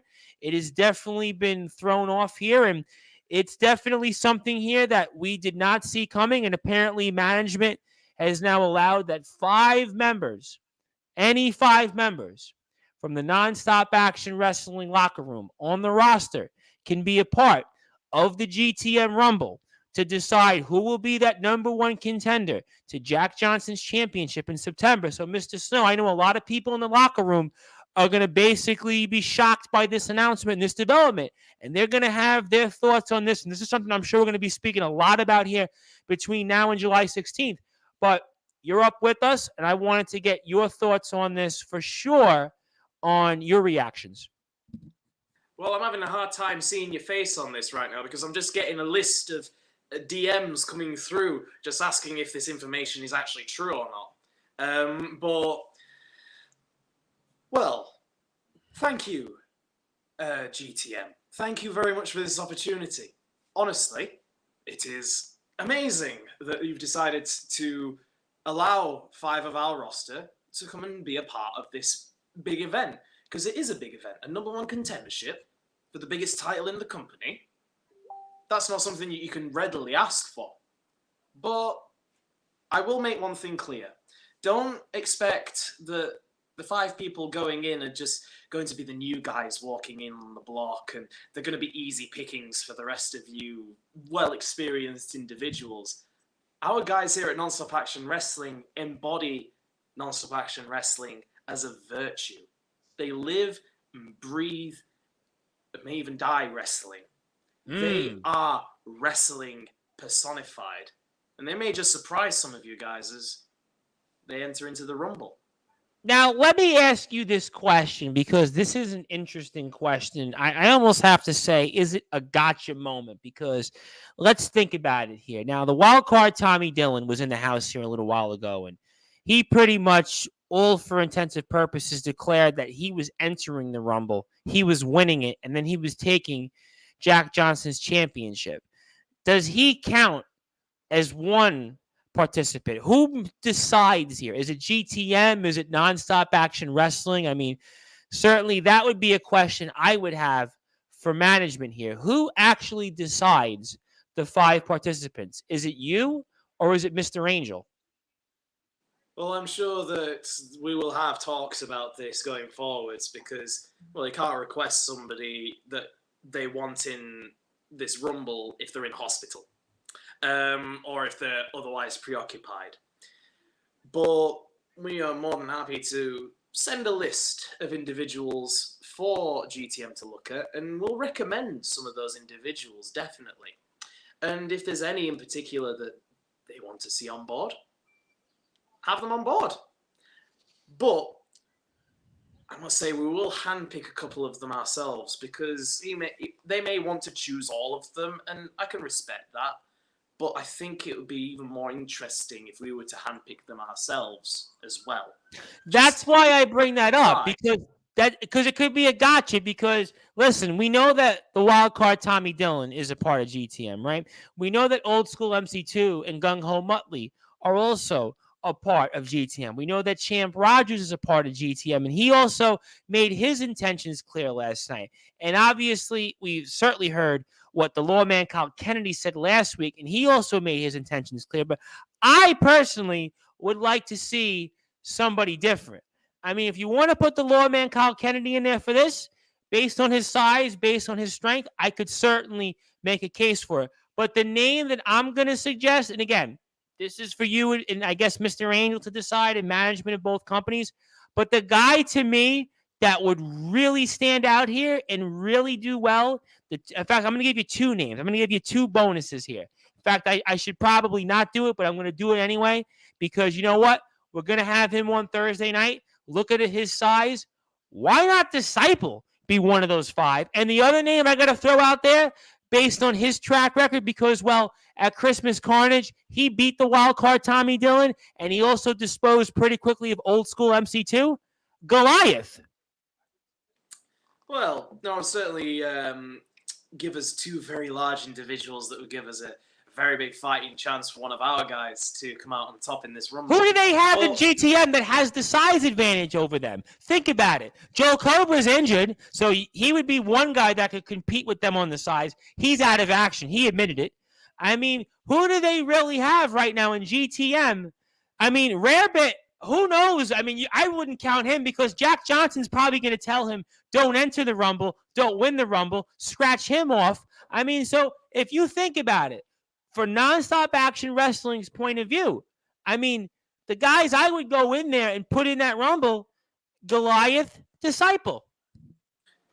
Well, you make a very valid point. Unless Mustafa Khan meanders away from the Persian Empire and somehow finds his way into the Rumble. But Jack Johnson disposed of him, I mean, really quickly. Exactly. But it's something to think on. I can't give any definite names just Understood. yet. Understood. This message has only just come out of the blue very now. We didn't see it coming. This was something I literally got the message. What time is it? 9:39 now. I'm looking on my Twitter and Facebook. I got it literally 15 minutes ago. So, well, it may have thrown this curveball out there and may have surprised many of us, but honestly, I welcome this opportunity. I welcome this challenge because that's what this really is. It is a challenge to see just how good our guys really are. So we'll allow them to give the opportunity to show how good we really are at Non-Stop Action Wrestling. And I'll tell you what, I got a lot of people that have now saying that they want to enter Supersonic Sammy Blue. Certainly, Brad says that's breaking news. Then there's world-changing news. Yeah, forget about Zelensky and Putin. Forget about crypto crashes. This is what we're really more concerned about, in all seriousness. Dylan says, damn, I need to get back into training and fast before NSAW passes me by. Yeah, good idea. The lawman Kyle Kennedy stakes his claim. I'll be more than happy to take one of those 5 spots. Beth Ann Jones says, what an amazing opportunity for those in the locker room. Absolutely. And Supersonic Sammy Blue says, oh, we bringing the party to GTM. May have to speed my way over to Bradford. The lawman Kyle Kennedy once again jumps in. I've also got a funny comment in here and says, can we get me to be the ring announcer for a Non-Stop Action Wrestling show? Yeah, I mean, is there a way for me to do it? I guess. I mean, sure. Why not? Why not? I mean, I'm definitely interested. Why not? What? Why not me? You know what? If we ever end up in the States and we do a show over in the States as part of Non-Stop Action Wrestling, or if you find your way over in the UK here, we'll more than happily have you on board for that. I've got right now, I have to do the Franco Varga tour that Franco Varga did 4 months ago. And just like, I think at this point, there's 6 or 7 companies that said, hey, can you want to show up and do this and do that? So I think one of these days I have to get a UK tour and just visit every company and try to, I guess, be here, I guess, for maybe a month? I don't know. And just try to show up to every company. That's going to have to be, I'm going to have to do it. One day I'm going to have to do it. It's going to have to be within the next few months. And also a good one here, I want to take it back a little bit for some of our trainees. And who do you think are some of the emerging trainees in Non-Stop Action Wrestling? That's a good question.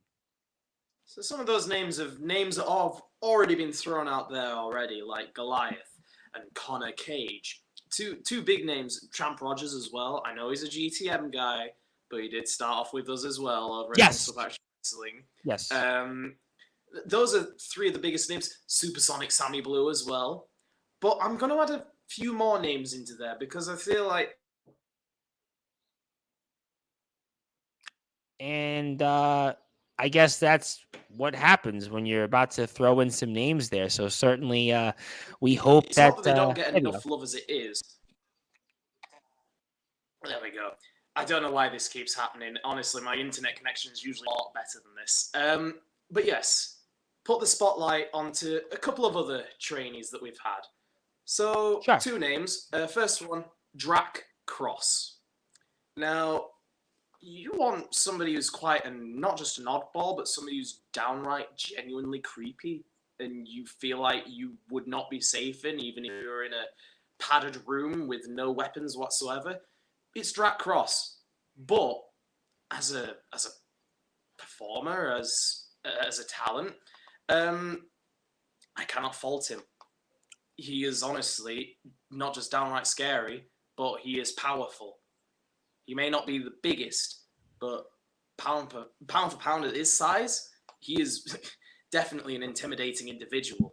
He's not someone that you should mess with at all, especially as maybe on the grapevine with this, but he's may or may not be a vampire. I can't confirm this, but I don't know how you confirm a vampire. Who's a vampire and who's not? That takes me back to when I was in, I think it was in 4th grade, and I think it was religious school, and I remember saying, this was my quote, "I'm a vampire. I'm going to suck your blood." I'm 9 years old. I didn't know what that meant, and like the teacher wanted to, like, if they could have beat me, they would have beat me, and my parents were like, I think they're like, "What? Do you know what you said?" And I'm like, "No, I just said I was a vampire." And everybody really, like, it is what it is. What can I tell you?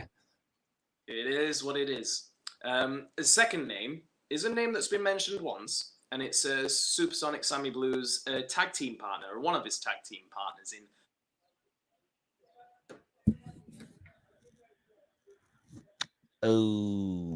Okay, that's always the most interesting part here for us. There we go.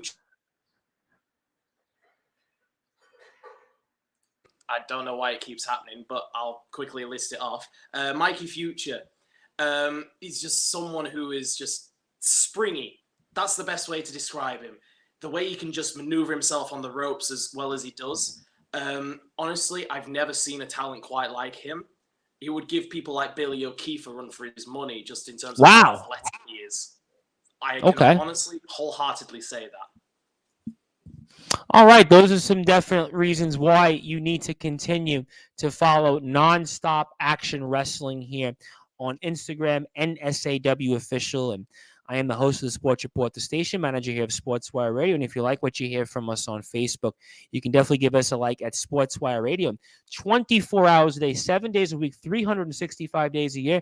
You can listen to all of our content on sportnarium.com/player. And we will have more Nonstop Action Wrestling coverage. And along with the news of the announcement that 5 members of the Nonstop Action Wrestling locker room will be a part of the GTM Rumble on July the 16th at the Fountains Church in Bradford with Disciple, who's one of the guys I picked out that could be somebody that might be a great candidate. That'll be 8 p.m. British Standard Time here live on all of our platforms. And right afterwards, I will have on the Natural Born Fighter, RP Davis. And RPD was just in the ring with Anthony Ogogo last week. So I'm looking forward to getting his perspective on that. He's also a huge part of things over at Odyssey Pro Wrestling and KOW. And RPD has been with us for a long time. This is like the 7th or 8th time I've had him on. So very, very excited to have RPD on once again. So that'll be right after our interview with Disciple. That'll be on all of our platforms. So always looking forward to being with the Natural Born Fighter, RP Davis. And let me get to some more comments in here because I've always got to get to those because that's the most important part. Mikey is a great talent. One of my best friends, also hilarious. Connor Cage also says, after answering wildcard Tommy Dillon's open challenge, redemption for that loss is something I wouldn't miss out for anything.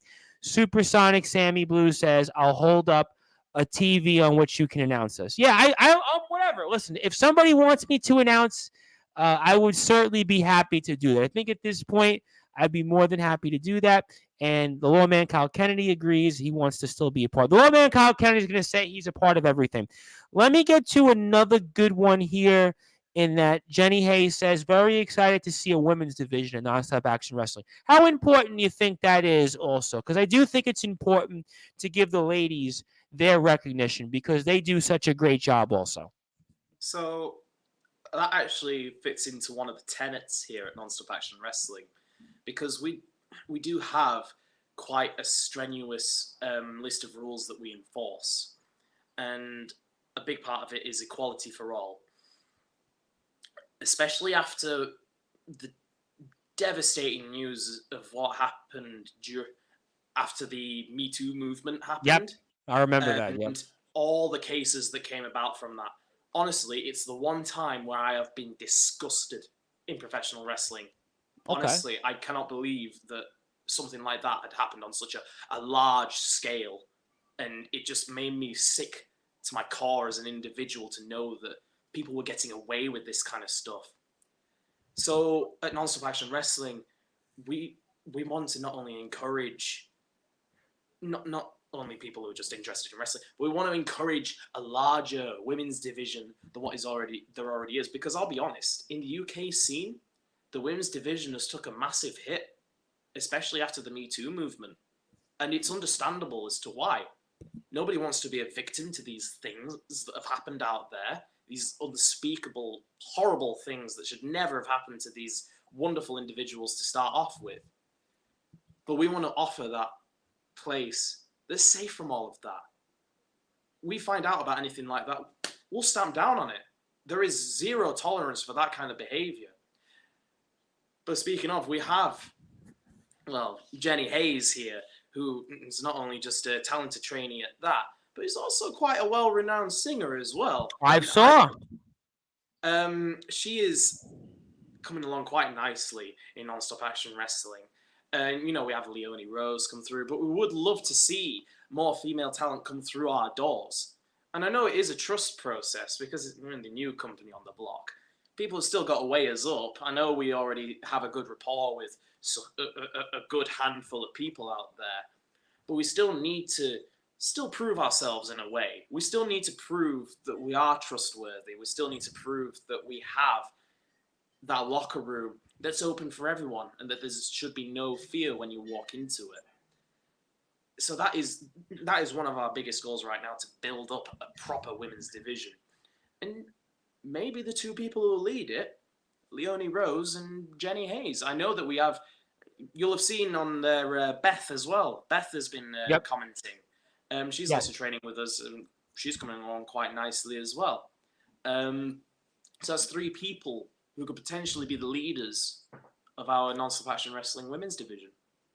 Yeah, I think when you think about women's wrestling and you think about it even in the Attitude Era, and there was no question you had women's performers, but it was kind of almost like a side point. It was almost like it really wasn't taken seriously. It really, to me, wasn't taken seriously until I think Trish Stratus and Lita had the main event on Monday Night Raw. This was, I want to say, back in maybe 2003, I want to say it was. And I think that's really where we've come far now, where you see all these wrestlers who they're main eventers. I mean, you think about AEW with Dr. Britt Baker and Thunder Rosa, and you think about Ruby Soho, and you think about WWE, and obviously Charlotte Flair and Becky, Bianca Belair, Sasha Banks before everything that happened with her, Bayley. I mean, now women's wrestling, you look at Deonna Purrazzo and Impact. I mean, Mickie James, obviously. I mean, now you think about women's wrestling, and frankly, they could wrestle the socks off half the men that I just mentioned. I mean, so at the end of the day, I don't think it's what it was, like I said, 20 years ago, where you think about in the Attitude Era, and it was just, okay, strip down to your bra and panties, and that's it. You had no wrestling skills. I mean, Sable, everybody remembers Sable. Sable basically had no wrestling skills. I mean, it's a totally different world now. And I think it's for the better, because you know what? There's a lot of fans that are women that love wrestling, and if they're able to do it, I mean, why not? So I mean, I just rattled off like 10 of the best wrestlers in the world right now. I mean, those are women, right? So at the end of the day, I think those are some important things here. And also, Beth Ann agrees, can't wait for the start of the female division. Leonie Rose isn't just the leader of the Guardians, she's a leader of the NSAW locker room in general. Supersonic Sammy Blue also says, even though I hate Gung Ho Muttley, he was right when he said at Exordium, equal rights, equal fights. Well said, well put. And I wanted to bring this up here before I get to another about 15 or 20 or so minutes with the boss. And we are very honored to have had the opportunity to have him here on Sportswire Radio with us. And I am the host of the Sports Report, the station manager of Sportswire Radio, the Reverend Tom Bryson. What's next for you? And follow-up, what's next for the society? So I want to ask you that because Dylan asked this question. Okay, I'm a bit confused. What do you mean for the society? I don't have anything. I'm just reading the question. Yeah. Don't shoot the messenger. I think you may have me confused with someone else still, and I don't have anything to do with this. I just want to make sure. He put it out there. That's not me. I was just going to ask you, what's next for you in non-stop action wrestling? If you like, I'd be happy to ask it in my way, would be, what's next for the company going forward? How about let's start with that? I think that's a much better question. What's next for the company? Well, we just want to expand. We want to keep growing as a wrestling company, to be able to encompass more and more people within our ranks, to be able to put on shows, not just as our home in Swinton, but also across all of Yorkshire.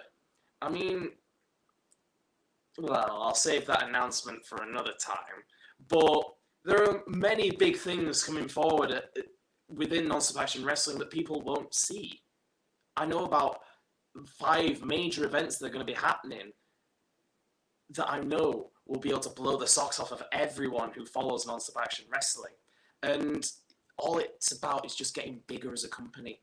It's just being able to put on bigger, better shows with even more talent who are just as passionate about wrestling as I am, as we are. I'm not going to address the last comment I have on here. I'm going to leave it out because clearly Dylan here, I think, how can I put this without tipping anybody's hands. I think he made a big boo-boo. Basically, he kind of admitted that he made a big boo-boo on his comment. So I'm not gonna show you Dillon's latest comment. I'm just gonna basically say that that's on him and it has nothing to do with me because I just read the comments off. That's all. I think I know what it's about. Allow me to clear something up. Okay, sure. Talk to me. So, I have had people pull me to one side and they ask me, you look awfully a lot like Remus Kane. Are you two the same person? And I don't know where they get this from. I don't think we look anything alike at all, personally. I've even had people joke that I look like Matt Damon sometimes, and that really does annoy me. But I would want his money, though, and his fame. Oh, well, yeah, true, but I can assure you there's nothing between me and the society. You've seen how vocal I am about how I feel about the society, and Carl Kennedy, Remus Kane, Richard Knights, Robert DeCaro. Right. I got you. The whole unnamed masses. So I just want to put that out there. I am not with the society. Well, let me just say this for those that are on Sportswire Radio and are certainly fans of nonstop action wrestling here. We're addressing you here as far as we know you as the chairman of nonstop action wrestling. I mean, if there's anything else, other comments, I mean, what we're in the business of, and I always say this all the time to people, the next comment you'll appreciate, you'll probably get a chuckle out of. I think you'll get a chuckle out of, but I always say this to people all the time. We're not in the business of trying to, parcel and parcel. We're just here to ask our guests questions. So we don't like to, do that to kind of guess identities or not guess identities because that's not what we're in the business for here. And also, Mr. Westney says here, Josh is much better looking than Remus Kane. So I guess. You know what? I don't account for my looks that much, but I do say I probably look a lot more fabulous than Remus Kane does. Could definitely work on the makeup. Okay. He calls it war paint. It's makeup. Don't lie about it, Remus. It's definitely makeup. Well, certainly the war paint would certainly be a nod to, I guess, the likes of the Ultimate Warrior and Tatanka and different type of paint, obviously. But certainly that's here nor there. And Jenny Hayes says, Remus who? The angry emo. So. I mean, you're not wrong. He dresses up in leather, runs around in a cape, but has black lipstick and black paint all around his eyes. Certainly fits the description. So I guess then we're assuming that Remus Kane might listen to, I don't know, Newfound Glory, or I'm assuming Muse, or I'm assuming anybody else. Yeah, what's that? Linkin Park. Probably Yeah, listen to a bit of Linkin Park. I guess, but I never thought of Linkin Park as like emo though. I never thought of. I mean, I guess maybe Hybrid Theory, but after that, I would have said probably like they definitely to me weren't. But I guess if you want to throw them in, I guess I could say that some 41, Blink-182, but I think it's more punky. Could throw that in there. But that's here nor there. We definitely won't get into a music discussion here. But I wanted to ask you in terms of, as we got about another 10 or 15 minutes with you, and obviously I appreciate the time that you've given us, and we are with the boss of Nonstop Action Wrestling, that is Joshua Snow. And I wanted to ask you then in terms of just August the 13th here, in terms of what would it mean to the company to have a first ever world-class champion represent the company? What would that mean to you and the company on an individual level? On an individual level, it would be a great honor to be able to present the belt to the person who wins that championship tournament. It means that we've completed a journey, because when we first started, we didn't even have a ring. We were wrestling on mats, and then we promised we were going to get a ring, and we got a ring. And then we had the ring, we had seats, we had a venue. Why not put on a show? And we put on a show. And then we thought, well, why do we go for more shows? Why do we go for more shows? And we did put on more shows. And this is another benchmark in the history of non-stop action wrestling. And to see it being fulfilled means that not only are we meeting our promises that we're setting for ourselves and for the people who are with Non-Stop Action Wrestling. But it's just, I never would have imagined when I first set up this company, alongside Richard Knight, as much as I hate them, that this would lead into something bigger as it is right now. And it would be just another mark in this chapter, this book of Non-Stop Action Wrestling. We're going through another chapter. And when we crown our new first ever world class champion, that's going to be the final page of the previous chapter, and a new chapter is going to be completely written in following from that. And it's going to be amazing to watch that unfold. I wanted to ask you this question, and I see the lawman Kyle Kennedy's comment. Funny, you're all disrespecting Remus when he's not here to account for himself, you cowards. But I wanted to ask you a different question, and because I think it's important in terms of promoting nonstop action wrestling and the fact that you guys do have a place where wrestlers train. And I do a lot with the LWF, I'm sure you're familiar with, and KOW, also GTM as examples, where they also have a place where wrestlers can come and train. And I wanted to ask you on a personal level and on behalf of the company, what does that mean for you guys to be able to have a place where fellow and prospective wrestlers can train and hone their craft? I mean, what does that mean for the company to have a place that wrestlers can go and learn these different things or improve upon? It's like Tommy Dillon said, he's our head trainer at Non-Stop Action Wrestling. It's a role that he's stepped up to remarkably so. As much as he may claim he's not looking to be the locker room leader, he absolutely is. Whether he wants to be or not, it's a role that he's found himself in. And to be able to pass on the knowledge from people who have been in this industry for years upon years to new people who are walking in all bright-eyed and smelling of roses, and completely unaware of what the world of wrestling is like. They only know what they see on the TV, a lot of them. To be able to pass that knowledge down to them so they understand what it's like to be in the world of wrestling, but for their passions to be ignited even more so because of it, to be able to go, this is what wrestling is.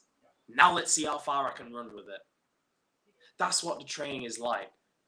You learn all the basics first, yes, you go through all of that, and then you start learning more advanced techniques as to what suits you, but that's not the important part. It's the journey for these individuals, because you never stop learning as a wrestler. You never stop. This is what I've noticed just from sitting on the sidelines, is that you never stop learning. Even Tommy Dillon said he's always learning something new. And to be able to pass that knowledge along, because they're inevitably going to pass it on to someone else as well. And then someone else, and then someone else, and then someone else. And that process, when you think about it in the long term, there's going to be somebody 100 years down the line who's going to have learned something that somebody else will have taught a person today. That's quite a magical thought to think about. Yeah, I always felt that, and I've been continuing to use this thought, and I used it with Tommy, and I've used it also with a number of different guys that have come on to different companies here over the past 3.5 years, and specifically the last year and a half that we've been doing wrestling coverage on Sportzwire Radio, is that wrestling to me is an apprenticeship, right? So at the end of the day, right, you can't all of a sudden go and all of a sudden say, hey, I'm going to just be a wrestler, right? It's not like, let's say, kicking a football or shooting a basketball or playing with a tennis racket. You have to actually go out and learn these things. You have to learn from somebody. Even Randy Orton, right? Even Cody Rhodes, even the Armstrong family, even anybody that's second, third generation, you have to learn how to be a professional wrestler. That's why I think it's really important that we have the likes of an old school MC2 and a Tommy Dillon, the wildcard Tommy Dillon, because they have the experience, they have the knowledge to be able to pass on to the likes of a Goliath or the lawman Kyle Kennedy or a gung-ho Muttley or a Champ Rogers or whoever else it might be here. And also for anybody watching interested in joining the Nonstop family roster or overall company, we're located in Swinton, South Yorkshire. Sessions are every Saturday, 12 to 5 at the price of £10. Come on down and join the movement. Well, thank you for the seamless plug there, Bradley. So I have to ask you then very quickly before we get to closing thoughts, because I should ask this question. I think we kind of had a little funny give or take with the lawman Kyle Cannon. Even he chuckled at it. So what is Switten like? What is South Yorkshire like? Because I'm in New York and I haven't been there, obviously. So I have to ask you, what is it like then in South Yorkshire? What am I missing out on? Oh, quite a lot, honestly. But you'd also say the same if I were to ask you about New York, honestly. I don't know. New York has kind of lost a little bit of its luster since COVID, but that's here nor there. I imagine that can be said about quite a lot of places across the True. world. I'll give you that. But South Yorkshire, it's not going to have the built-up urbanization of places like London and places like that. But that's not what South Yorkshire's about. South Yorkshire is a lot more personal. It's a very personal place. You know, there are people there who've got, every person there has got an interesting story to tell. It is such a long history.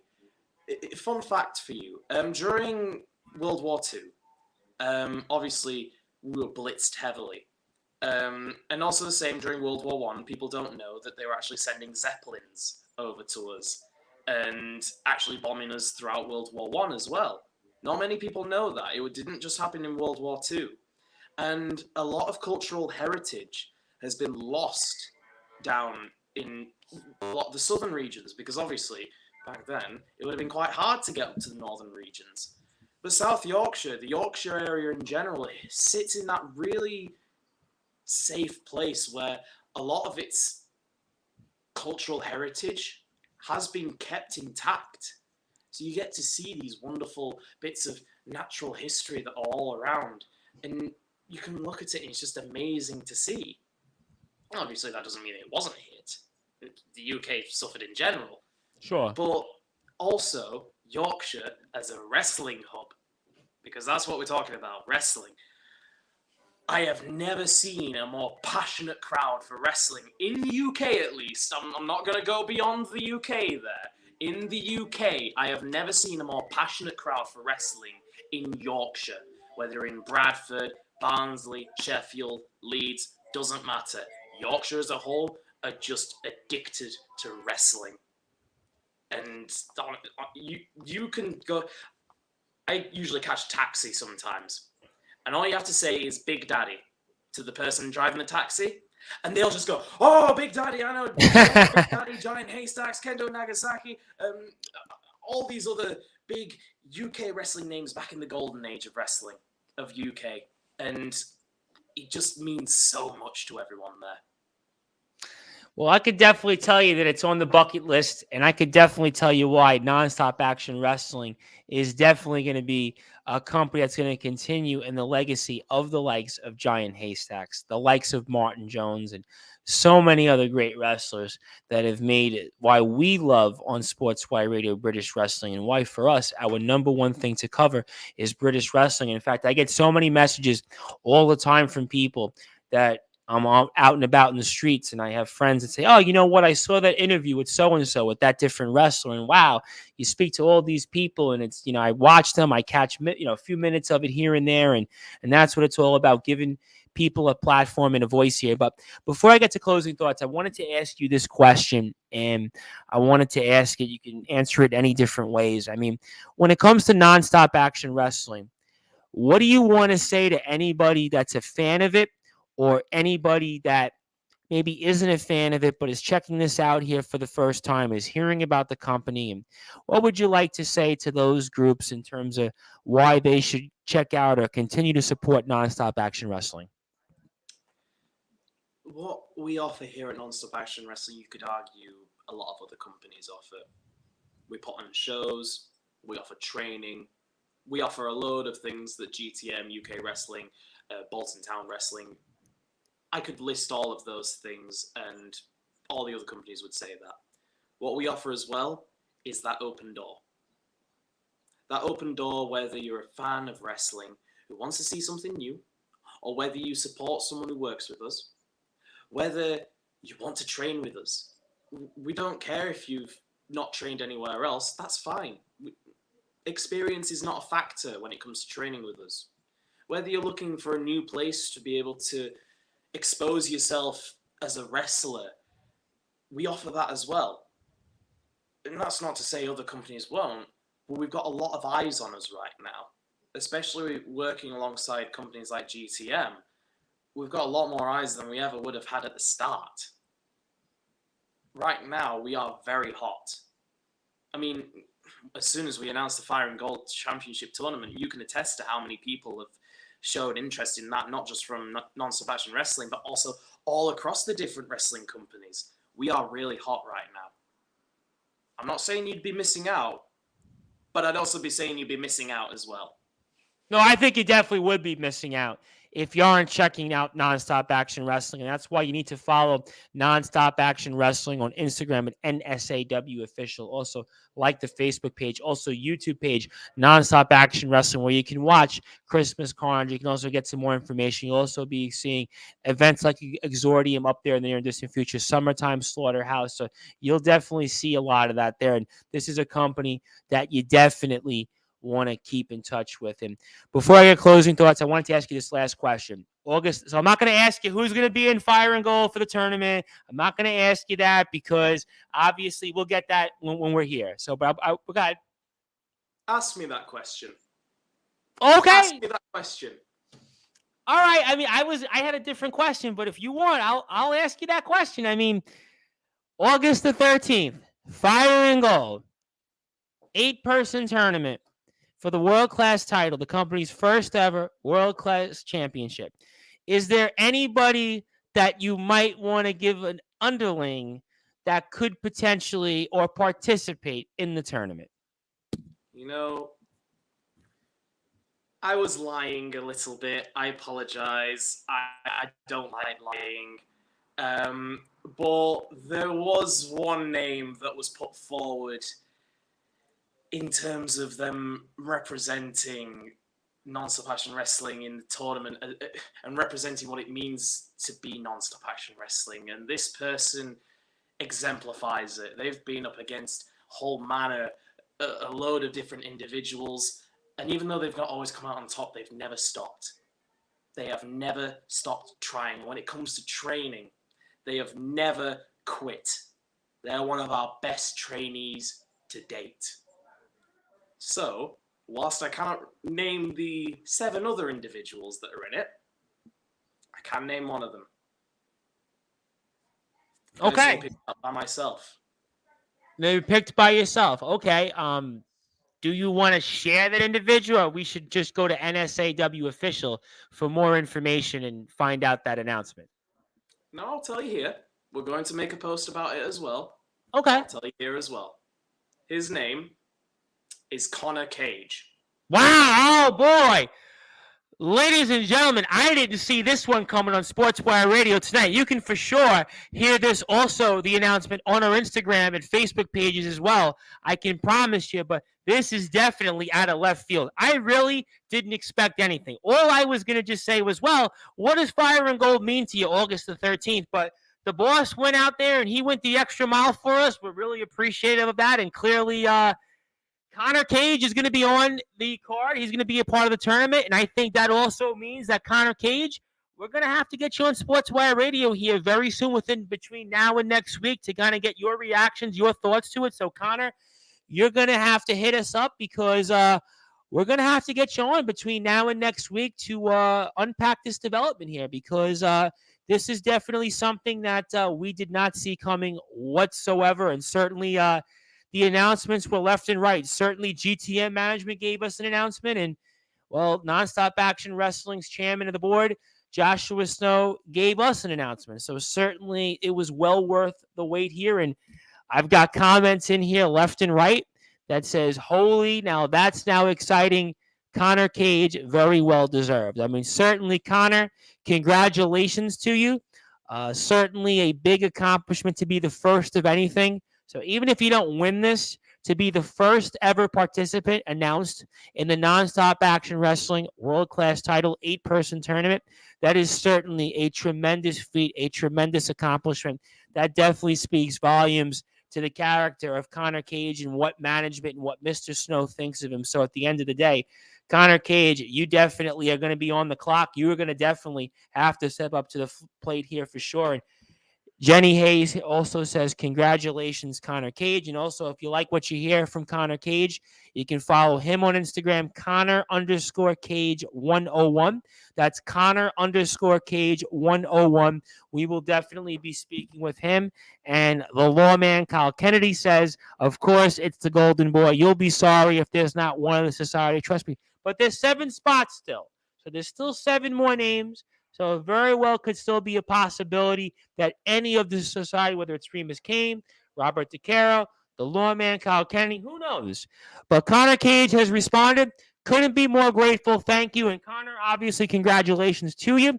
We look forward to maybe getting you on here, Sportswire Radio, maybe within now and next week to maybe talk about the announcement. So if that's something that you want to do in your schedule, definitely give me a message and we'll make that happen. So, ladies and gentlemen, I think we've pretty much hit on all things, and I'm going to give the floor now to the boss because I don't think I can top that in any way, shape, or form. So I'm going to give you the floor, Mr. Chairman.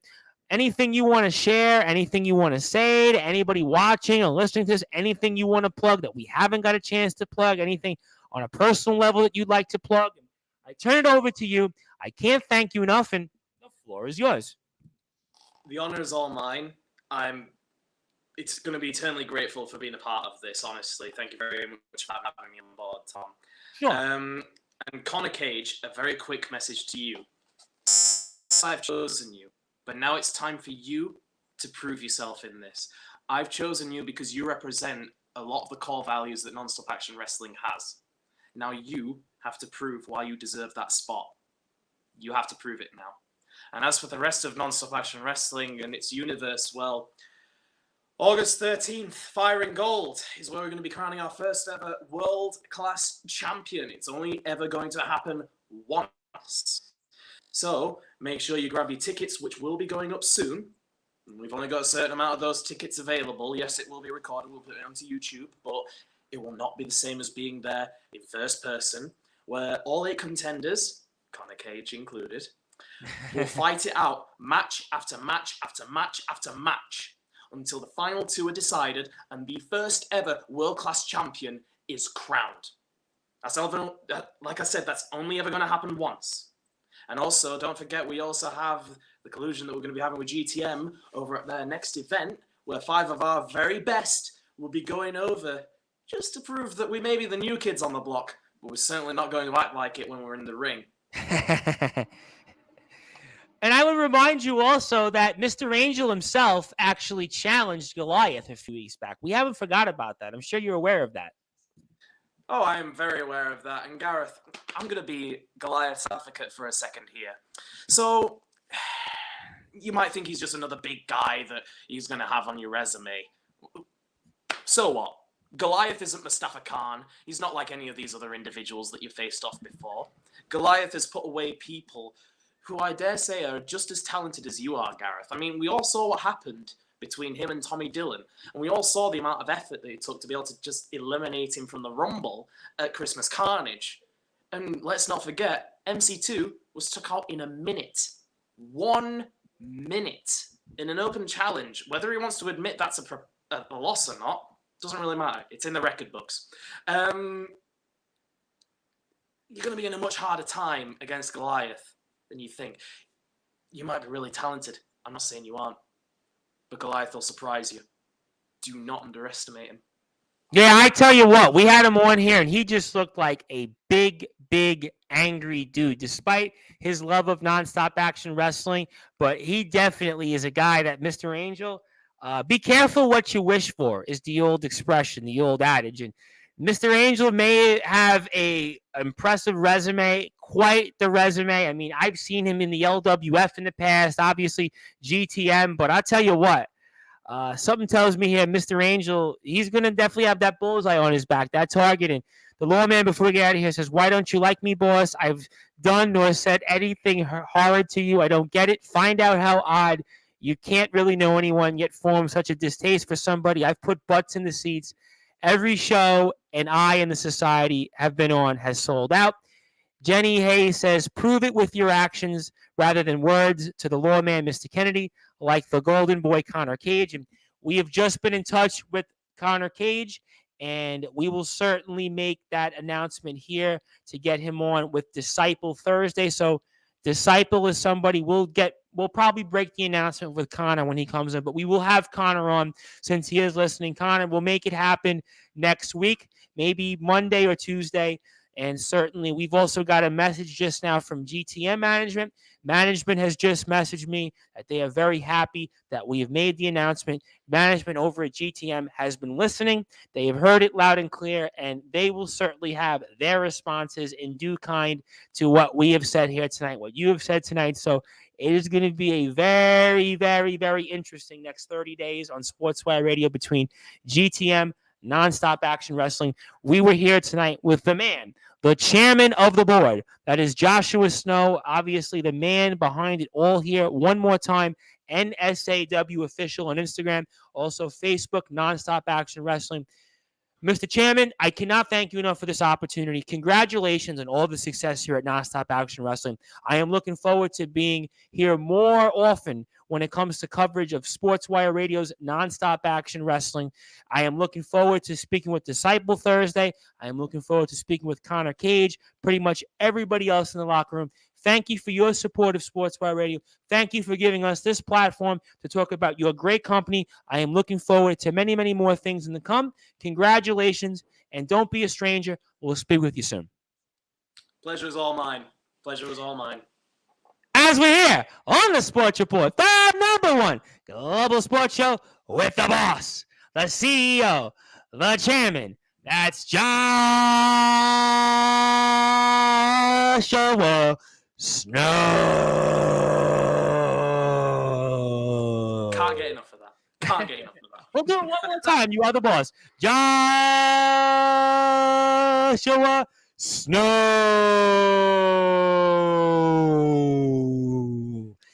As I am the host of the Sports Report, the station manager here of Sportswire Radio, the Reverend Tom Bryce. And stay tuned here. If you're on sportdam.com/player, you'll get your regularly scheduled program, and you'll get Wrestling with the Truth. I don't know what they're going to talk about, but they'll talk wrestling, and you'll get some other coverage on our style. And if you're on Facebook, Twitter, YouTube, LinkedIn, and Northeast Streaming Sports Channel and Roku, we will be back Thursday, 8 o'clock, with more Nonstop Action Wrestling coverage with Disciple. We'll get his reactions to some of these different announcements. Plus, right afterwards, the natural born fighter, RP Davis, a real treat. We'll get his perspective on being in the ring with Anthony Ogogo. Also, get you ready for Odyssey Pro Wrestling's event upcoming on Saturday. So excited for all that. Thank you, everybody, for watching. Thank you to all of the Nonstop Action Wrestling fans. Thank you to the locker room. Thank you to the wildcard, Tommy Dillon, and also to the boss, Mr. Joshua Snow. I am the host of the Sports Report, the station manager of Sportswire Radio, the Reverend Tom Bryce. Thank you, everyone, and good night.